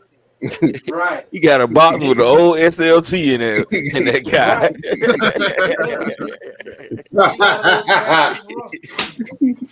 Radio got crystals in it. She fine. She winning. That's good. That's great. That's what's up, brother. That's what's up. All right, Wendell Gumby is asking recommended servo for 5th scale, Outcast, or Creighton, or what other tricks can I do to get tighter steering? You just want to Vidivine bell crank setup. Don't give him the expensive part first. No, I'm saying like that changes steer geometry. You can get one of them. You can get one of those 65 kg. It's a blue servo on Amazon, 65 kg. It's not gonna break the bank, but they're pretty good. But if you got Power Hobbies like that too. But if The you 785 or whatever. if you got the bread, go with a Beast. Go with a Beast 1000, bro. Damn Reefs. Beast 1000. Don't buy no Reefs. Not for no Creighton. Don't do that. I think I went with a Power Hobby 7. Yeah, I was about to say Power Hobby got that blue one that they sell. Yeah, that's a nice one right there. Yeah. I ain't never seen that one. Let me show you the one. Let me show you the one that's a good. I'm running this in a couple of my cars. And people was saying don't get it, man. I got this bad boy, and this thing is crazy. I think the best one was supposed to be the Pro model out of everybody. All right. And the Pro model, I think, is like 750. I think it is. Brandon Singleton saying Armor Sitting 3S is on back order until June. They must have something new coming out. Yeah, they probably putting that Cinder diff in it. Let's go send an upgrade. I like that. That was my first. All the headaches. Rolfat is telling increase the voltage to the servo if possible. Yeah, he can do that. Definitely do. But if it depends on what outcast he got though. If he got that stock one, ain't nothing he gonna be able to do. He gonna have to get that 5th scale servo mount. Yeah, because that ain't nothing you can do. Rolfat is saying shim up the steering links. He also saying Reefs RC. That Reese Beast 1000. This the one right here I use, man. It's a beast, man. It's a good servo, bro, and it's only $54. It's a real. I got 2 of these, man, and they work fine. I got one in my W5 and one in my 5B, and they work perfect, bro. That's crazy. And the RR5. And I'm not even running dual. I'm only running one, and they work. And they work real good, bro. What is it? A 1/6 scale or what? 1/5, 1/6, 1/5. No, I'm saying like because you know the like the ESB come with that It's mount. only 702. 902 ounces. He says 902. Yeah, that's what it says. You get that Beast 1000, man. You can turn your real car with it. That part. What y'all think about that Rod servo? That Rod Scheffrin servo, that monster. That drone, that's crazy. Yeah, man. That drone picked somebody up off the ground. It did. In this video, his advertising video, picked up a chick. She probably weighed like 110. It's like $17,000. Yeah, 17,000. I'm getting Reefs. I'm going Reefs. I'm going Reefs. I got to spend that much. I'm going Reefs. Well, that's less than the Beast because that the Reefs cost more than that. I know. Yeah, NSDRCs are nice too. I like NSDRC. $399. Yeah, and then they got a 2,000 too. All right. What kind of steering y'all trying to accomplish? Like y'all trying to make them 90. Man, when you put them on, put some GRP holes on the top. They put some 32s on that bad boy. When you playing with a 5th scale and you doing extreme stuff, it ain't nothing like that steering not working how you want it to work. That's a could be different between hurting somebody and or messing up the car. You really need it to work. I always overpower that right there. I make sure I like having stronger servos for the fact when they center, they hold their line. Like a lot of cheaper servos may work and turn, but when you go to hit them and turn them, like when they sitting stationary and neutral, you can bend them. Yeah, same thing with a speed run servo. You want to get something really strong. Hold that center line. And you want something that centers really well, like MKS servos. Best in the business when it comes to centering. They're just super expensive, but I don't think they make 5th scale ones. I know they make them in 10 scales and all that, but this servo is like all programmable, all through Wi-Fi, everything. That's one of those digital, whatever they call them. Digital. Yeah, you can change. Yeah, the digital servos. Yep. But a lot of them you can program. Like Tika has one too, like that. They got that line of servos you can program with their. Yeah. Yeah, that's what I'm saying. Like anything's like programmable, like you can get the most out of it. All right, let me catch these comments. Robert Comfort is asking, is the Perfect Pass Monster Servo any good for an infraction? Great. Great. There you go. I give it thumbs up.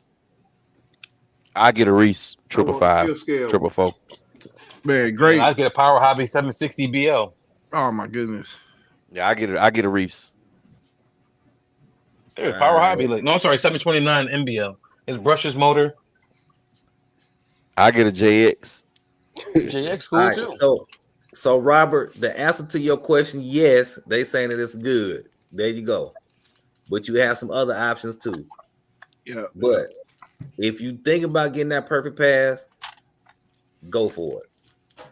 If you're thinking about getting the perfect pass, get a Reefs. Roll Fact is saying, has anyone set up dual servo on any of their armors? I have not. No. That'd be overkill. Only way you can do that is you can actually have those programmable ones, because if not, you can always gonna have to find the PPM center for the horn, and it ain't gonna be there. So those digital ones, you can sit there and change the PPM center, so they can make the horns line up in a stationary spot without having to have one fight the other. Okay. Dion Freeman says, Gap, I run the same servo on my Outcast EXB 8S. There you go. Sergeant J says, I got one. It's $289. He put it in his MTXL. Damn. T-Dog says, much love, RC family. Welcome to the chat. Welcome to the chat. We appreciate you. Hit that thumbs up. Sergeant J says, I showed it in a short that I made. Okay, got it. He's saying it's a beast of a servo. He runs it off of a Castle BC at 8.4.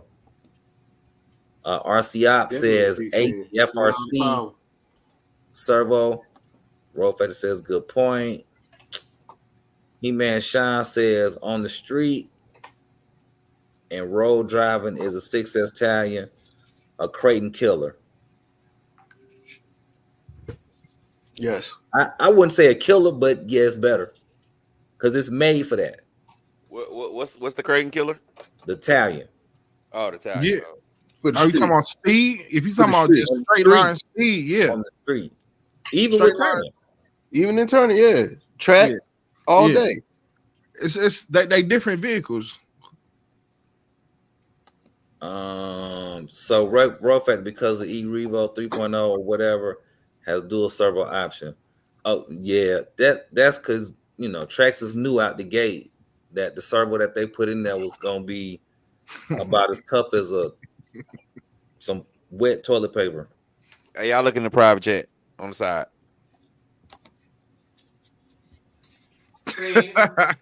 but that's man. That's how you it's feel. Real. It's real. Yeah. I really do. I really do. So please don't even. Yeah. Oh wow. Okay. It's real up here. Okay, it's up. It's like 8 Mile. You know what I mean? He said it's up and it's stuck. It's on site, dog. Stand on business. I really do. Joe Gurdon is saying, doesn't one company make all those high dollar servos and the cases all look similar? Mm-hmm. Everybody's doing the branding game now. He's just going to Banggood and saying, I need this spec and put my name on it. Yeah. True. Very true. Seema Dragon says, talking to Gap. Oh, and the panel, will the V2 infraction driveline handle the power of an 8S upgrade? Yes, sir. All day. All day. It'll handle 12. It'll handle 12S. As long as you got them shimmed up properly. I'm about to say you definitely gonna go through the drive shafts and throughout the drivetrain with 12S. I ain't even 8S if you running like sticky, like if you really fast. Yeah. But at the same time, yeah, man, you definitely can do it. To answer your question. There you go. Just understand, it's like batteries. Any one of us can call up and say, I want this, that, and they're gonna say you have to buy 100 of them, put whatever name you want, and sell them. There you go. Mm-hmm. There you go. Excuse me. Anthony Johnson is talking to you, Jay Mitch.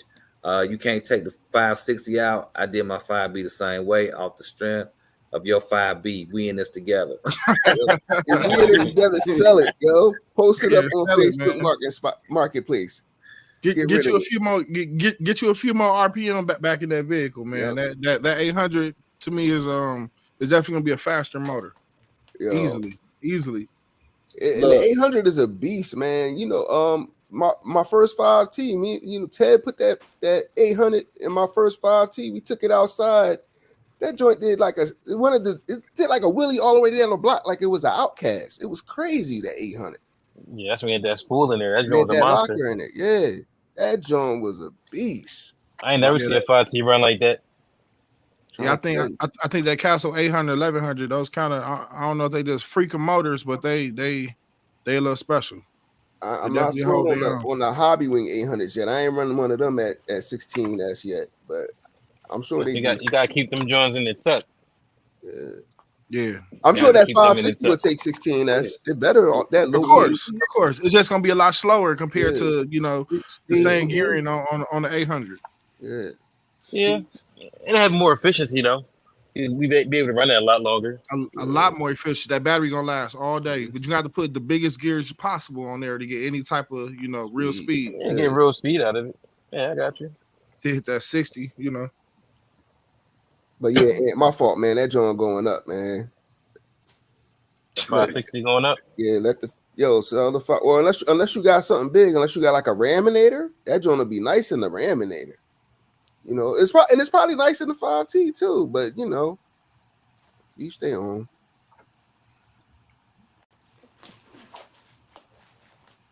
Are you censored? And my 5B, yeah, I am. Oh, okay. I was gonna say I ain't no advocate for it, but try it censored. That usually makes the fun level go up. I can see it being in the 5T, right? It's a big truck. I'm all about that speed, man. If I gotta throw a big pinion at a low KV motor, I'd rather. I'm good. Yeah, I'm the same way. I like that speed, but negative gearing, I learned that's just the name of the beast. When you go anything below 11,800, yeah, you got to especially if you talking about 8S. 8S, yeah, definitely negative gearing. I'm with you. Or over gearing, what we call it. Pinion gear bigger than the spur gear. Oh, over gearing. Okay, yeah. IKB TV is saying my Creighton on the thumbnail has smoked a couple of Italians. It's definitely possible, but I think the question was more so geared towards out the box. You take the Italian out the box, you take the Creighton out the box. Which one is going to do better on the street? I think the Italian got a faster speed on the box with the speed gear. It does. It does. 70, yeah. That's like 60 plus and 70 plus the other one. But that's just a matter of changing that pin out. But out the box, the Italian is actually made for racing, whereas the Creighton is more so made for bashing. Doing a couple of flips here and there and all that type of stuff. But you can tweak it now. You can get that bad boy moving nice. You definitely can. I like high KV motors myself. That's why I still like 2S more than most of the other cell counts. Just because the way they sound. You get like a 9,000 KV motor and put some boost at it, rev to 115, 120,000 RPM. You can hear it rev out. Oh, yeah. Hear it come back after the batteries gain their voltage back, too. Oh, yeah. Hey, who in here is in Philly? That's me. I am. Me and Ted. We neighbors. Y'all got a blizzard coming. I heard about that. Is that the X-Max will be ready for the blizzard. X-Max will be ready. Ultra. The ultimate X-Max. Yep. Ultimate X-Max will be ready, bro. For the winter. Yeah. Hey, and speaking of the ultimate, I saw one yesterday, and I was like, "Oh snap! Trax is about to catch their man on this one because I don't see $1,500 worth." I do not. Traxxas see $1,000. That's all I'm saying. They see it as $1,000 worth of upgrades. So I mean, man, but it could be a scenario where, like, when law enforcement does a drug bust and they mess around and catch a pound from somebody, and they be like, "Hey, we just took $10,000 worth of drugs off the street." And it's like, is it really 10,000? Because that little pound of weed is not $10,000. So, what are we doing? What are we really doing? I guess I'm the only one who see that kind of stuff. Okay, that's fine. It goes in the evidence, but then you can't go check the evidence locker, so you don't know where it went. Yeah. Even if it was that. So that joint went back out and parted ways and came back. They flipped that. They flipped that. They burnt it down, bro. They burnt it literally on the marketplace. Some of it made it to the house. Mm-hmm. Look, if the gas station around the corner from the police station is out of backwoods and any other type of rolling paper, we know what happened. And donuts. Right. Look, all they wrap snacks gone. All the now laters gone. 10S RTR coming soon. Who got a 10S RTR coming soon, Brandon? Armor, man. Armor. Armor. I don't know about that one. Armor. But 10S though, I mean, that's basically 12S, right? Unless you're gonna geek up a motor. That's like 10 to 15 miles an hour difference, man. On the low end. But 10S is definitely excess. I like 5S batteries. I love them Jones. I know that two of them together would be crazy.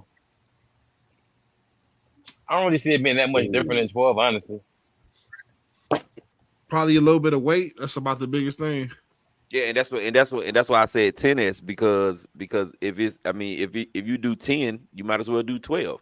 It's pointless to come out with an RTR 10S. You might as well just come out with an RTR 12S because you already got the capabilities already. You know what I'm saying? You unless they're gonna do a new motor or a whole new motor like a 1100 that can take 10S, like the Castle 1100.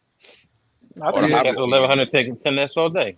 1100 take 12S easy. It definitely take it.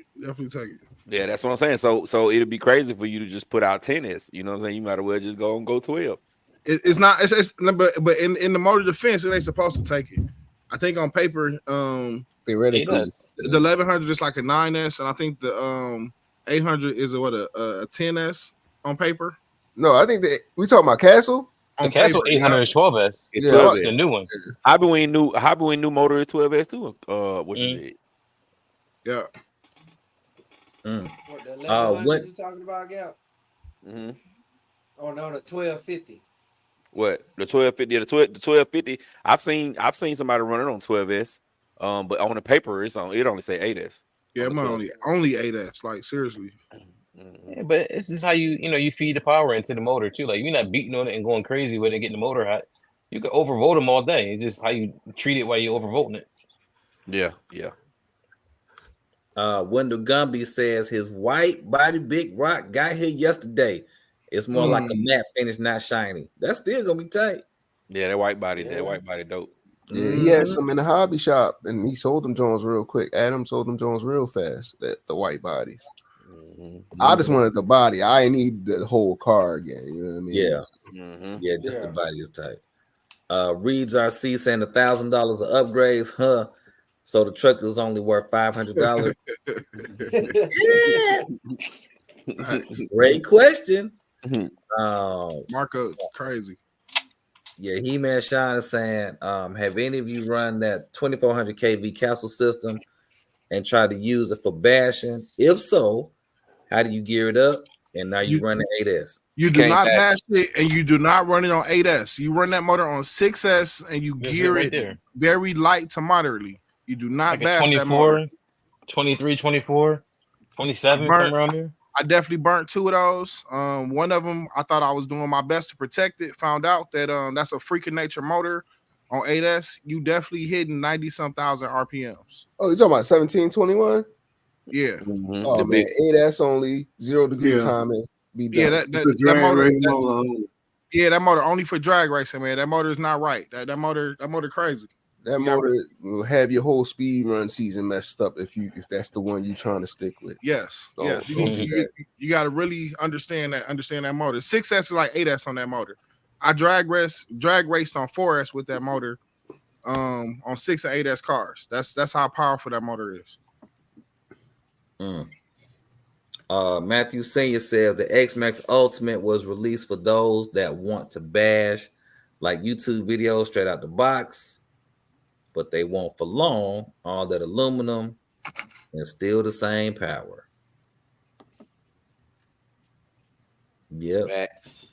Howard in the building. What's good, man? Howard, what it do, bro? What it do? What it do? Where you was at today, bro? You just came out there and got your issue, man. You should have came out there and got your issue.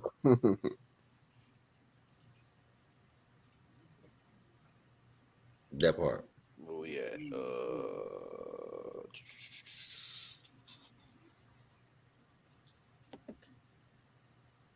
That part. And you ever really raced on the racetrack? I have. What you running before that? Like what class was you running? Well, we was on the track, but it wasn't a race day. It was just us having fun. It wasn't a race day. But I ran my low C8 buggy. I ran what else? I ran some RTRs. I won some races with RTR. I ran an RTR Sensen 6S and whooped everybody out there. Mm-hmm. And what else I ran? I ran my Kyosho MP9. No, my Kyosho Inferno Neo. Okay, the Neo buggy. Yeah, the Neo buggy's nice. Mm-hmm. It was lights out there. But I couldn't believe when I got that damn Sensen 6S out there and started winning. I was like, yeah. Yeah, it's a race back in the day. Like it was fun. He's run like 2-wheel drive buggy, touring car, F1, and like 8-scale buggy, short course, 2-wheel drive, 4-wheel drive. Mm-hmm. That was pretty much it. Track racing different, man. I like to go fast in a straight line. You start adding turns. Oh yeah. Yeah, you start really testing the RC limits. You start really learning some things. For real. Mm-hmm. what I dislike about the real track is I'm not the bow down type. I'm not about to bow down to anybody. I use this hobby as fun. I'm not gonna get out of the way of you because you this guru, you this champion, so I'm supposed to move over to the side and let you go past me. I'm not finna do that. If I come off a turn and you in my way and I bump you, don't come at me crazy, because if you come at me crazy, you're gonna have a bad day. So it kind of takes the fun out of it for me when you get too serious. So that's why I kind of stay away from the real track, and I just do the neighborhood races where we set up cones and we just go out and we have a good time. Look like a good time.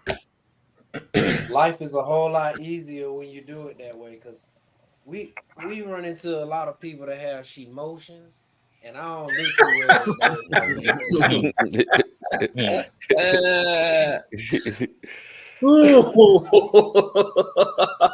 Yeah, facts. And see, like if we were to go to the track and somebody woofing the wrong way, it'll be bad for them. They'll have a real bad day, bro. They'll have a real bad day. So I try to just, stay away from stuff like that. Because if I start going, my brother's gonna come. They're gonna, yeah, man, we're gonna go too. You going, we going. And then, somebody out there talking about, oh man, you supposed to move, oh, you bumped my car. It's gonna be crazy. So I mean, like short course don't get like that with, but touring car, they don't really be saying too much in there either. Like when you start getting this like F1, you might start getting into them divas like that. Like certain classes of people are different. Well, yeah, and see, I was speaking on. See, I've never done street race like that because we don't have a track down here. Mm-hmm. To do the street stuff. You know what I'm saying? The street stuff probably would be a little bit better, a little bit more. You know what I'm saying? But down here we got like we got Loganville, they got an off-road track. In Barnesville, they have an off-road track. And just by running with some of the guys who run on those tracks, I know that wouldn't be for me. But yeah, I wish we did have our own road track. If we had our own road track, man, I'll be there. I'll be there all the time. On road all day, man. I love on road. We got a clay track down here. I went and messed around on it when I first got to the hobby. I didn't have a proper car. I had an Armisen 2S. The track is called Trackside Hobbies. I learned real quick that it's really serious. It's very, very, very competitive. And these guys been doing it for a long time. So coming out there half stepping, I think ain't gonna, you're gonna have to figure it out real quick.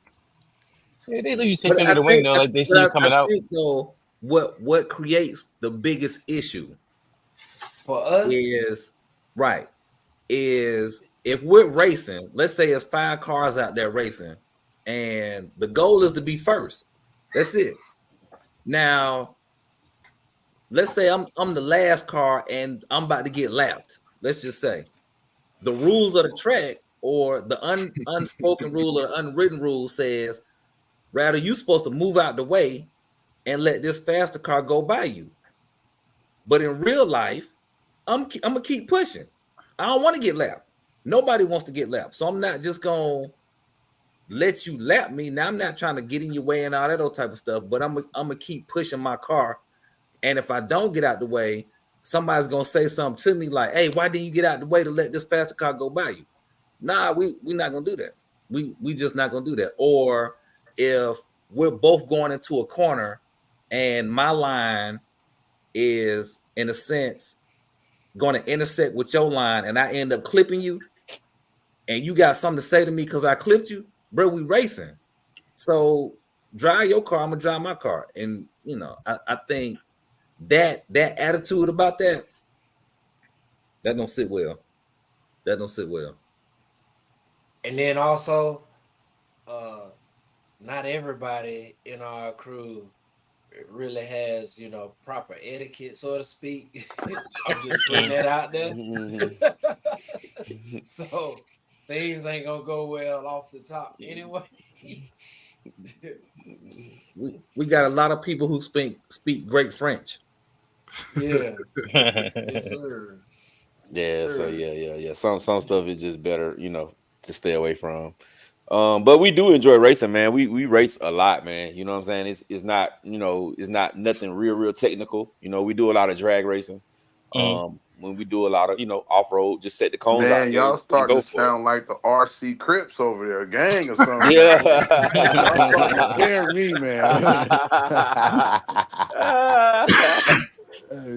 Nah, it's just you know, some people stand for stuff, gang dog. That's all. Nah, you know what I mean? I just So fucking you off fucking. Oh yeah, I know. I know.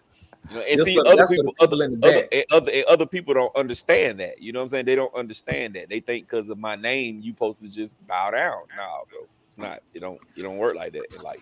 And not only that, I'm gonna be honest with y'all. When somebody who goes to the track every week or every other week, and they come race with us, and now mind you, they present themselves as if they superstars at the track. I mean, oh yeah, you know, I'm at the track. I can give you guys some tips and blah blah blah blah. Okay, whatever. But, and you barely beat us. You barely beat 1 or 2 people, or you barely win 1 or 2 races. Then come to find out, when I really start asking you questions about your track experience, you've never been on the podium, and you only racing in Sportsman. Come on, man. Go on now. Bye. It's really nothing you can say to me. You can't give me no advice. You suck. When it's all said and done, you suck. You're not a winner. So yeah, just stage left. Go back to your house. You want punishment? Go to your room. All right, catch window right here, Jack. I mean, Rattle. All right. Oh, you said catch window. Okay, yeah. They said window. Where's the window? Do all of you run Futaba 10PX? I have the Radio Master MT12. I'm trying to bring myself to justify purchasing the Futaba. It's gorgeous, LOL. I don't have a 10PX. I do have a 7, and I got the radio link. Him bougie.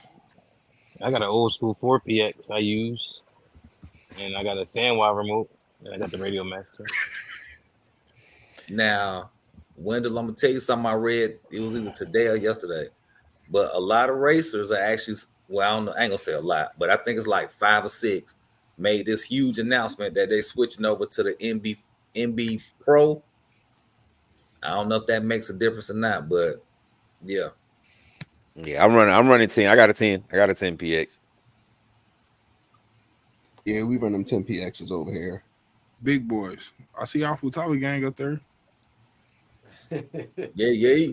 But any of the Futabas, you don't necessarily have to have a 10 PX. You can get the 4. You can get an 07. They easy to use, man. So many different protocols you can use for them. It's expensive. It can be expensive depending on which radio you get. Just don't get that 3 PV. You ain't gonna be happy with that. Not at all. The lowest is the 4 p.m. Yeah. Hey man, it was a track guy, bro, trying to sell another guy the other day. The 3. I went in there and said, "Bro, don't buy that." He got mad at me, dog. He got mad at me, dog. But I'm like, "Hey, bro, I'm just being honest, bro. Don't buy that, bro. You wasting your money, bro. You gonna be buying another remote soon." All right, I'll take a Traxxas TQI over a 3 PV. Honestly. PX3. He'll take a SLT. Exactly. Wow. I know The user somebody interface is horrible. I know somebody that bought one of those and they put a range extender on it, like because the range you can only go like 2 house lengths away. Like it was horrible. But it was the user interface. The user interface, that's the only issue. I mean, the Futaba underneath the quality, that's good, but it's the user interface. It only has 3 lines on there. You only had 3 letters that dictate what everything was. Yeah, it's garbage. Yeah, get one of them $39.99 joints, the Relarlo joints. Relarlo, yeah. That little Relarlo radio. Yeah, get that joint before it's you Radio get Link. PB. It's Radio Link. It is? Yeah. That's what make their radios. That's what's up. Dumbo RC, the parent company, Radio Link. Get all that. Don't get that 3 PV. Spend your money, get at least a 4, something with a 4 in the front, but you don't necessarily gotta get the 10. But I would honestly, like, if you talking about a 10PX versus a Radio Master, you know, honestly, the Radio Master is a steep learning curve, right? It's you talking in Linux. The way you gotta program that radio, it's not straightforward. I think it'll get there. People start sharing their models and stuff like that, but the possibilities is endless to what you can do with that radio. But you in the matrix, kind of like with that radio. You know what I mean? We figuring it out though. I think by the summertime, somebody gonna come out with like a especially for the drag racing, somebody gonna come out with like a special model or like a I see you got with the top of game. Somebody just gonna come out with something to really figure it out. It's gonna have all the trims and all the expos and everything that you need to really, drag race with it. Yo, we on the call right now. Me and my man Ted. Ted got that joint almost figured out. Give me your email. Give me your email. I'm gonna send you a file over. I want you to try it out. I just got that joint today. It's all that. Hey, Gap, check the private chat. There y'all go right there. SL3. Shit, I gave Rattle one today. Hey John, I found out the new Radio Links bind up to this too. They got the gyro built in. They were like $20 to the 4-in-1 protocol. Yep, that's what's up. Oh, we on. Hey, He-Man Shine is asking when did you know it was time to upgrade the radio? When I was taking more cars out and forgetting radios, or grabbing the wrong radio, thinking I had the radio for this car, but I got another radio. At that point, I was like, yeah, I'm not doing this no more. When you take it out the box and you realize that you pull the trigger, the car don't go until a little bit later. Latency like horrible.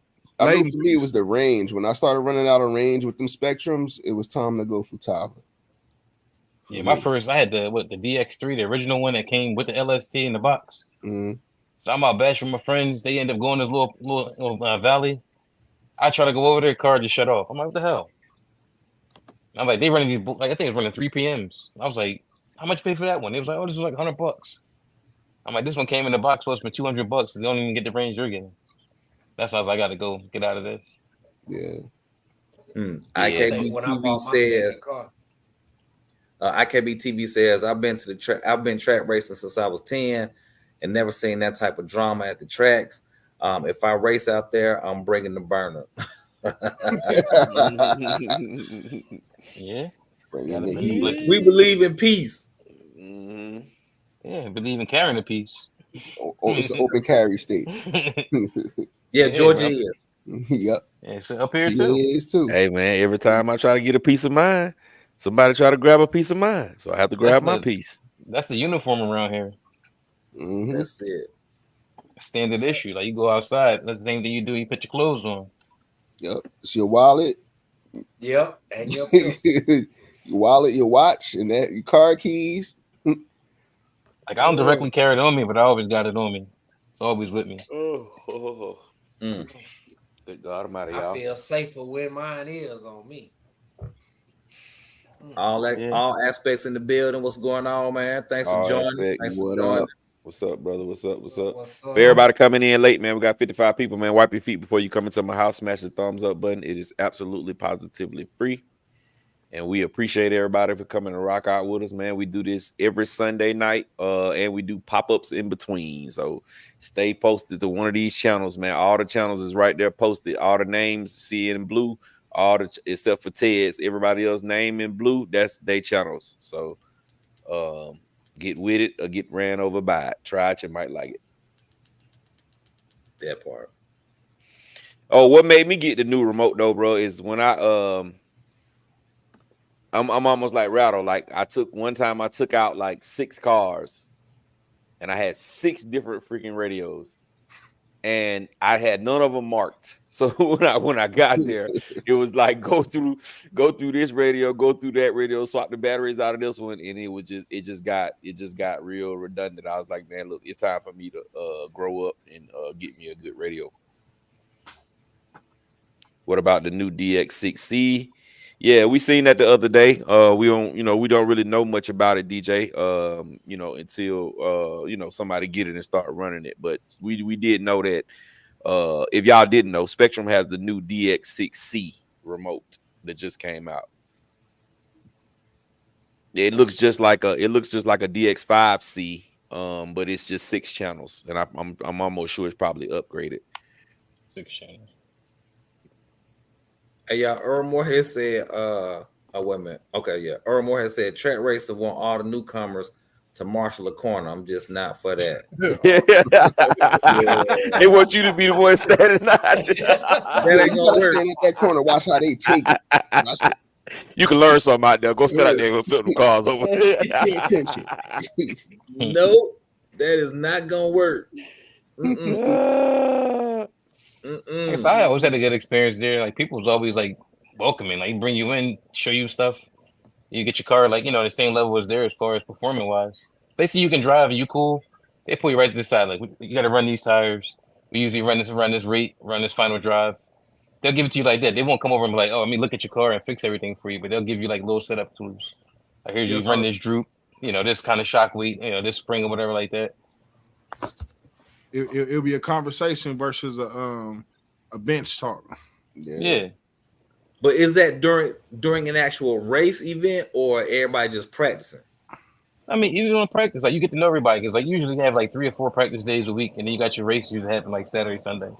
Mm-hmm. So like you go see the same people all the time, and even when you're racing, it's still cool. Like you're not really at odds with anybody because like I was with you all week and we was good. Like just because we on here. Yeah, I want to win, but I don't want to harm you because you beat me or we had a little incident. I know you ain't do it on purpose. It just happens. Yeah, right. That's the thing. We know that it was not done on purpose. So please apply the COVID spacing when you come talk to me with that tone. Hear that. All right. I mean, like I said, the short course stuff though, like the short course stuff is the best one because like now it don't matter. Like that's rubbing is racing in that's accepted. Yeah. So like you want to get into something like that.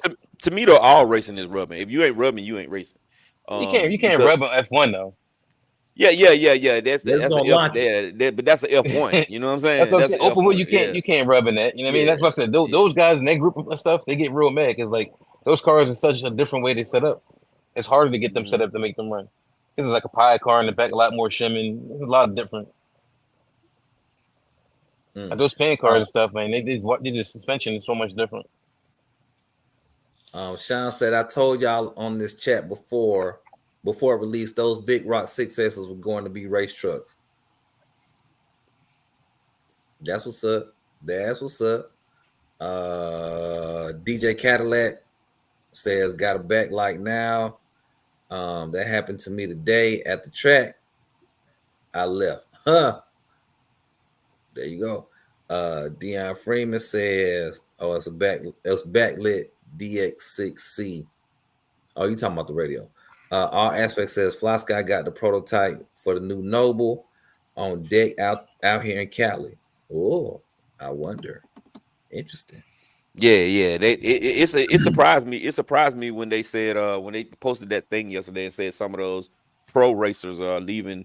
I think one of the guys might have been a Futaba guy, one of the guys might have been a Sanwa guy, and they was leaving to go to the MB4 Noble Pro. And I was like, wow, because I remember I was telling Coach D about this. I remember a little while back when they used to didn't even want the DX5 Pro. I mean not the DX5, the Radio Links or the Fly Skies to run at the tracks because they can control multiple cars. So a lot of people was kind of frowning upon that. But then when two racers decide to do it, now it's okay for everybody to do it. But I already knew the MB4 was a good controller. You know what I'm saying? I didn't think that the pros would change to it, but the MB4 was a really, really good radio. It definitely was. I enjoyed my MB4. So we got about 10. Go ahead, Ryder. We got about 10 more minutes, man. We're gonna get out of here. Oh well, I'm gonna give you the 10 because I was about to get up out of here myself right now. Yeah, it's 11:47. We're gonna rock out to 12, so 13 minutes, and then we'll be. Oh man, what do I have to do this week? Nothing. You that I'm gonna start sending you that thing in the morning when it be like, I won't never do nothing at work. I'm sending that to you in the morning. This is my last week of vacation. I sure gotta hit it, bro. I got to hit it. Hell, I've been hitting it for a minute now, though. You know what? I've been out for a week, and I'm going to take a vacation like the next 2 weeks.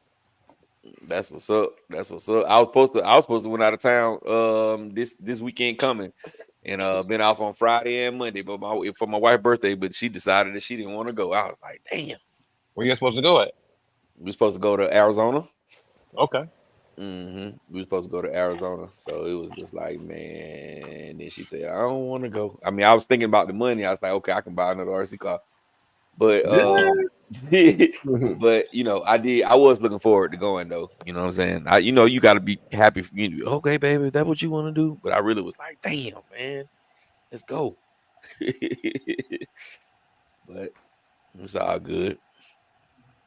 Reeves RC says, great chat, fellas. Have a good night. Hey, you too, man. Thanks for being in here with us. Yes, sir. We appreciate you, Reeves. We appreciate you, my brother. Yes, sir. He-Man Sean is asking, any of the races have cash prizes? All races have cash prizes. I don't know about at the real track. I don't think they'd be having no big cash prizes. Not until you get into like the sponsored events, you start getting there, you'll get like a $10,000-$15,000 check, up to like $50,000 depending on the race. But see, I don't think at all tracks they have no races big like that. Not at all. No 15,000. Hell, not at all. If you get 15,000 down here, it'll be drag racing. You definitely get on drag racing. King of the Streets got what, like 60,000 they got pulled in one day. Woo Diddy say he going to work. Hey, have a good day, man. Yeah, man. Have a good one. Have a good one, Woo Diddy. My brother Hot Boy. Have a good one, brother. Hey, Wendell says, good night, fellas. I gotta pull that wagon in the morning. Yes, sir. Hey, be safe on the roads, man. Good night. Be safe. It's weather changing, it's cold, all kind of stuff. Man, I hope in the morning I wake up, it be 12. What? I hope it be 12. Hey, look, bro, I work outside, so I pray for the cold. You know what I'm saying? The colder it is, because if it get too cold, we can't do nothing. So that means I can just turn around and go right back home. He said, I wanted to be 12. I wanted to be 12 when I get up in the morning. 12 degrees. What? Fuck that. I don't want the temperature to be a shoe size at all. Yeah, see when it, you know, the worst, that's kind of like the worst thing about working outside, because when it teeters, when it's like right there, you got to work, bro. When it's like, because anything over like we can put water in the truck. You supposed to not put water in the truck till it get over 32 degrees. But at like between 29 and about 30, man, they're gonna tell us to put water in there. You gonna go on out there. You know what I'm saying? So long as I can get up and I can get to work and it be in the 20, it be in the low 20s, mid to low 20s. By the time I get there, I'll be turning around and coming back home. Well, I don't have that option. My job ain't contingent on the weather. So fortunate for me. Me either, bro. My thermostat says 71 every day.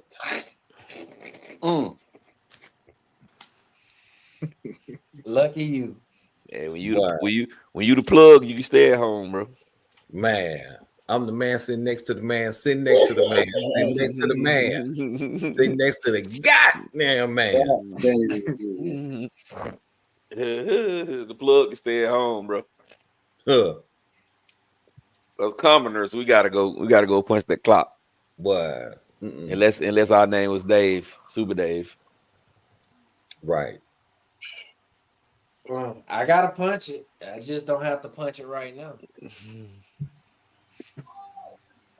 Hey, you been asking how much is it to enter a race? I think it just depends on the race. Depending on the race, yep. Sometimes we have $10 buy-in, $20 buy-in, $50 buy-ins, $100 buy-ins. I went to Scotty Straight Line Showdown. That thing was $150 to enter in. Which you got like a lot of like they gave away a lot of stuff. Did you race? Did you enter it? Yeah, I raced. I did horrible. I went up there a few times. But it was the experience, though, right? It was a great experience, bro. It's televised. Unfortunately, it's on YouTube. Got a lot of views on it. It's on YouTube. Unfortunately, what do you call horrible? Rather can I would make you go search for the footage, but I'm not gonna do that. Oh, okay. I'm not gonna do that. Put it like this: the first time, so long story short, a few weeks before the Scotty Straight Line Showdown event, a few of my RC guys were like, "Man, you should do this." Blah blah blah. I wound up buying the DR10 somehow. Got it ready, this and that. Now I'm at this big event. I walk there. I get there. I'm like, oh, wow, we had a real drag strip. Okay, Great Lakes Dragway. Okay. Oh, wow, they got real, like, now this same drag strip has like a real 2 lanes over there for race cars. Like they actually built the track, whatever. You know what I'm saying? But I went there. I learned a lot about grip. I had a slipper clutch in my car. Like I was tripping. It was horrible. It was really horrible. But basically, I went down there. I was doing some test hits and burnouts. I think I blew my ESC. I blew my motor during the burnout. Damn. So yeah, I put my car down. My car didn't go. Embarrassing. It was like, oh man. And then the car, like, after me holding the throttle down for like a few seconds, it kind of just sputtered out. You know, did its thing and went down there. Second time I went up there, it was this sponsored racer. I'm like, oh yeah, I already knew it was over. He had all his sponsor gear on, all this and that. Like, he got like one of them shark bodies. I'm just thinking about everything and I ain't got that he do got. Like, oh yeah, you know what I'm saying? It's over type stuff. Right. But he still got to go straight. Man, it don't matter. You like something again. I think my ESC was going out. Long story short, after that, I had to replace the ESC. So I think I was down there with a hurt ESC or going down there with all the grip and stuff that's on the track that I wasn't used to. I wasn't really used to prepping my tires and doing all this stuff. And yeah, I think I blew my my ESC, my 6S Castle ESC.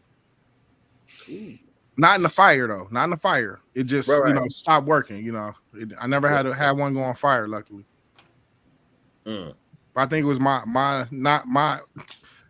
trying to apply 4-wheel drive knowledge to a 2-wheel drive car in a sense. Gotcha. So it was definitely 1,000% a learning experience. It was a learning experience, but I went down there with some people that was pretty good, and they was like, "Man, you should feel like Mario Andretti. You got a whole pit crew." They had my car in like 1,000 pieces and this and that, and they was teaching me stuff. It was that same experience that Ted was talking about earlier. It was like, instead of it being a conversation, like they invited me to their pits, they bringing over parts I didn't know about, or you know, trying to sell me stuff. Some people giving me stuff. It's like, it's dope, man. It's really, we had the car down in. Put it like this. The car did like a 3.0, whatever. Before I started, I left doing a 2.3. To me, that's a great improvement on a 2S car. Right. Well, yeah. the DR10. But it was dope, man. It was really dope. Just seeing all the names that you hear about, seeing the husband and wife couple that doing the 1-4 at 100 miles an hour. The chick the lady who came down there and won the female bracket, and then she came down there and won something with the male brackets as well. Like, it was just really dope. Just seeing all that, seeing all those people there. Everybody walking around with the heat guns and the tire warmers. It was crazy. I kind of thought it was no prep. So everybody's tires glistening though. I don't say no prep, but it was like, I don't know. I didn't know that was what prep was. It looked like they had the same stuff I use on my phone tires. Right. But yeah, it's not for the surface though. Told that no prep means it's the surface. Yeah. Mm-hmm. It's no prep on the surface. I got some in the bag right now. I'm softening up, trying to get to come back to be like soft. But like this, going there, you learn his levels. You learn is you seeing cars that sit like a quarter length off the ground, quarter height off the ground. Well, you pay that $150 for the game. That's all. Mm-hmm. You gotta get the game. Yeah, free. and that's exactly what it was. I went down and was able to, link with everybody. If you could network, go down there, you could talk to all the people that sponsoring people or doing this or doing that, or all the people that's fast R1, the race team there, and the company workers are there, or whatever. It's dope. The Hobby Wing Max 4 was coming out during that time. That was there. That was crazy. Seeing that ESC, it was large, back then when we seen it. So yeah. Okay. So you'll go again. Oh yeah, I definitely go again. I was gonna go this year as a spectator, but I think I was into drag racing. I wound up going to Illinois, racing with I can't remember the zip code, but racing with them down in Rockford, Illinois. So I was going down there every Saturday, driving about an hour 30 minutes after work in the morning shift, trying to make it down there. First time I went down there, I did good. After that, it was an uphill battle. So yeah. All right, so we got. Brothers ever been to Hawaii? Nah. Yeah, I have. I just Not got back racing, from but Hawaii. I've been there. I just got back from Hawaii the other day. It's beautiful out there, man. That's what's up, gang, dog. Yes, Yeah, it is. No, you enjoyed Where that. in Hawaii did you go? Say it again. Where in Hawaii did you go? Oh, just this time I just went to Waikiki, but I didn't been to Maui and all of them over. This is like my fifth time going. Okay. He said they know me out up there. Mm-hmm. That's what's up, gang, dog. But I know that weather was beautiful over there. It was all right. It wasn't that good. It was cold. I mean, it wasn't hot or it was raining. Hawaii is a lot like Florida. If you ever go to Florida, it'll start raining, midday. You know what I mean? Mm-hmm. It's like south, Mm-hmm. So he asked what's a good starter drag car? What kind of drag car? What kind of drag racing you trying to do? You trying to do street eliminators, 7 scales? It's a lot of different means. 2-wheel drive or 4-wheel drive, man. Mm-hmm. It's a lot. That's the biggest. Bring the serpents back. Say bring the serpents back. The serpents, yeah. I got one sitting here. Like I never really rode it like that. You can give him a. Isn't it a new one coming out? Didn't I hear somebody new serpent coming out? I think I like a 990 or something like that, 991 or something. I don't know. What you said, Dave?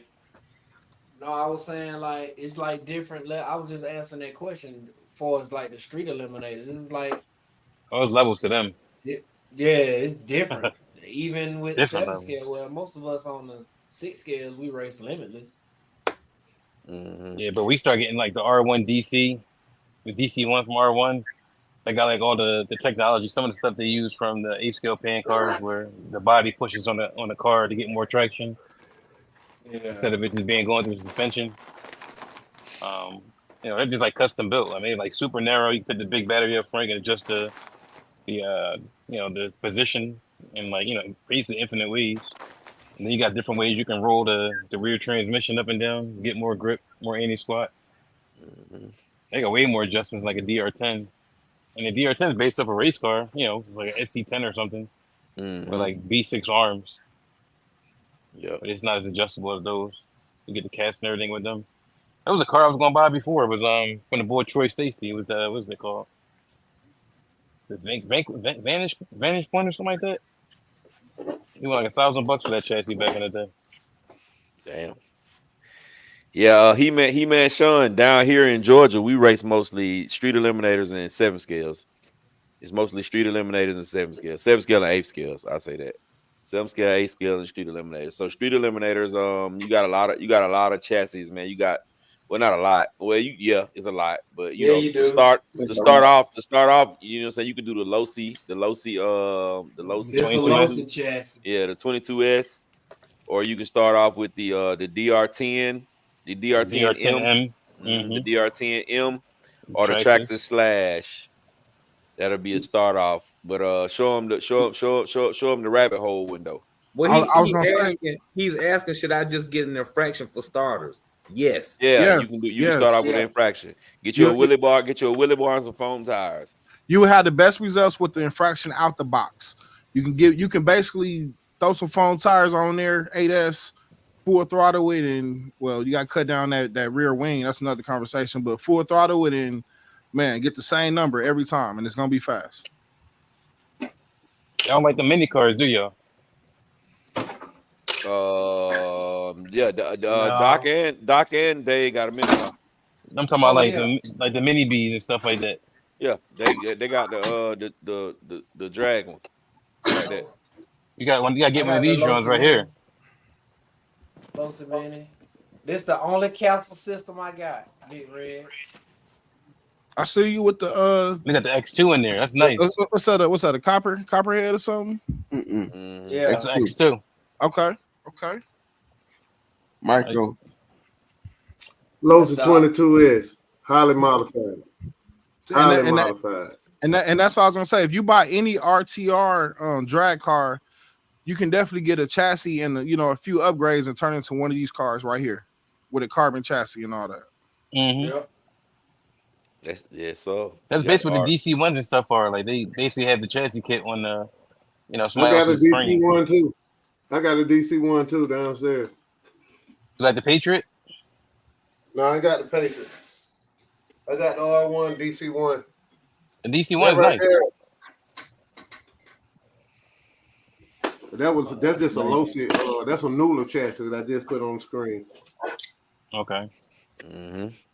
Well, y'all, it's 12 o'clock, man. We just want to thank everybody in the chat for coming to rock out with us, man. I appreciate all y'all brothers on the panel with me tonight. We appreciate y'all, man. For everybody who coming in late, don't forget to wipe your feet before you come into my house. Smash the thumbs up button. It is absolutely positively free, and we appreciate y'all. Without y'all, man, it wouldn't be no us. So with that being said, we're gonna go around the bend and we're gonna get out of here, starting at my brother Ted. All right, everybody, have a good night. It was nice talking with y'all. Spent something back. My bad. I said it was nice chatting with y'all. Appreciate it as always. Everybody have a good night, good work week. Hope to get back at it next time. Peace. All right, gang dog. Peace and love. Don't stop the RC, man. Yes, sir. Rattle 3000. Good night. Sleep tight. Don't let the bed bugs bite. And stay hydrated. Doc Ski Rope. Good night, all. Big Rich. Man, good night, y'all. Y'all have a good week. Stay safe. J Mitch. Good night, fellas. See y'all next week. Super Dave. Y'all have a good week, man. I'll see y'all next week. The Gapster. Hey, man, we appreciate everybody coming through. Look forward to the next live stream. Definitely will be Monday between 8:45 and 9 o'clock.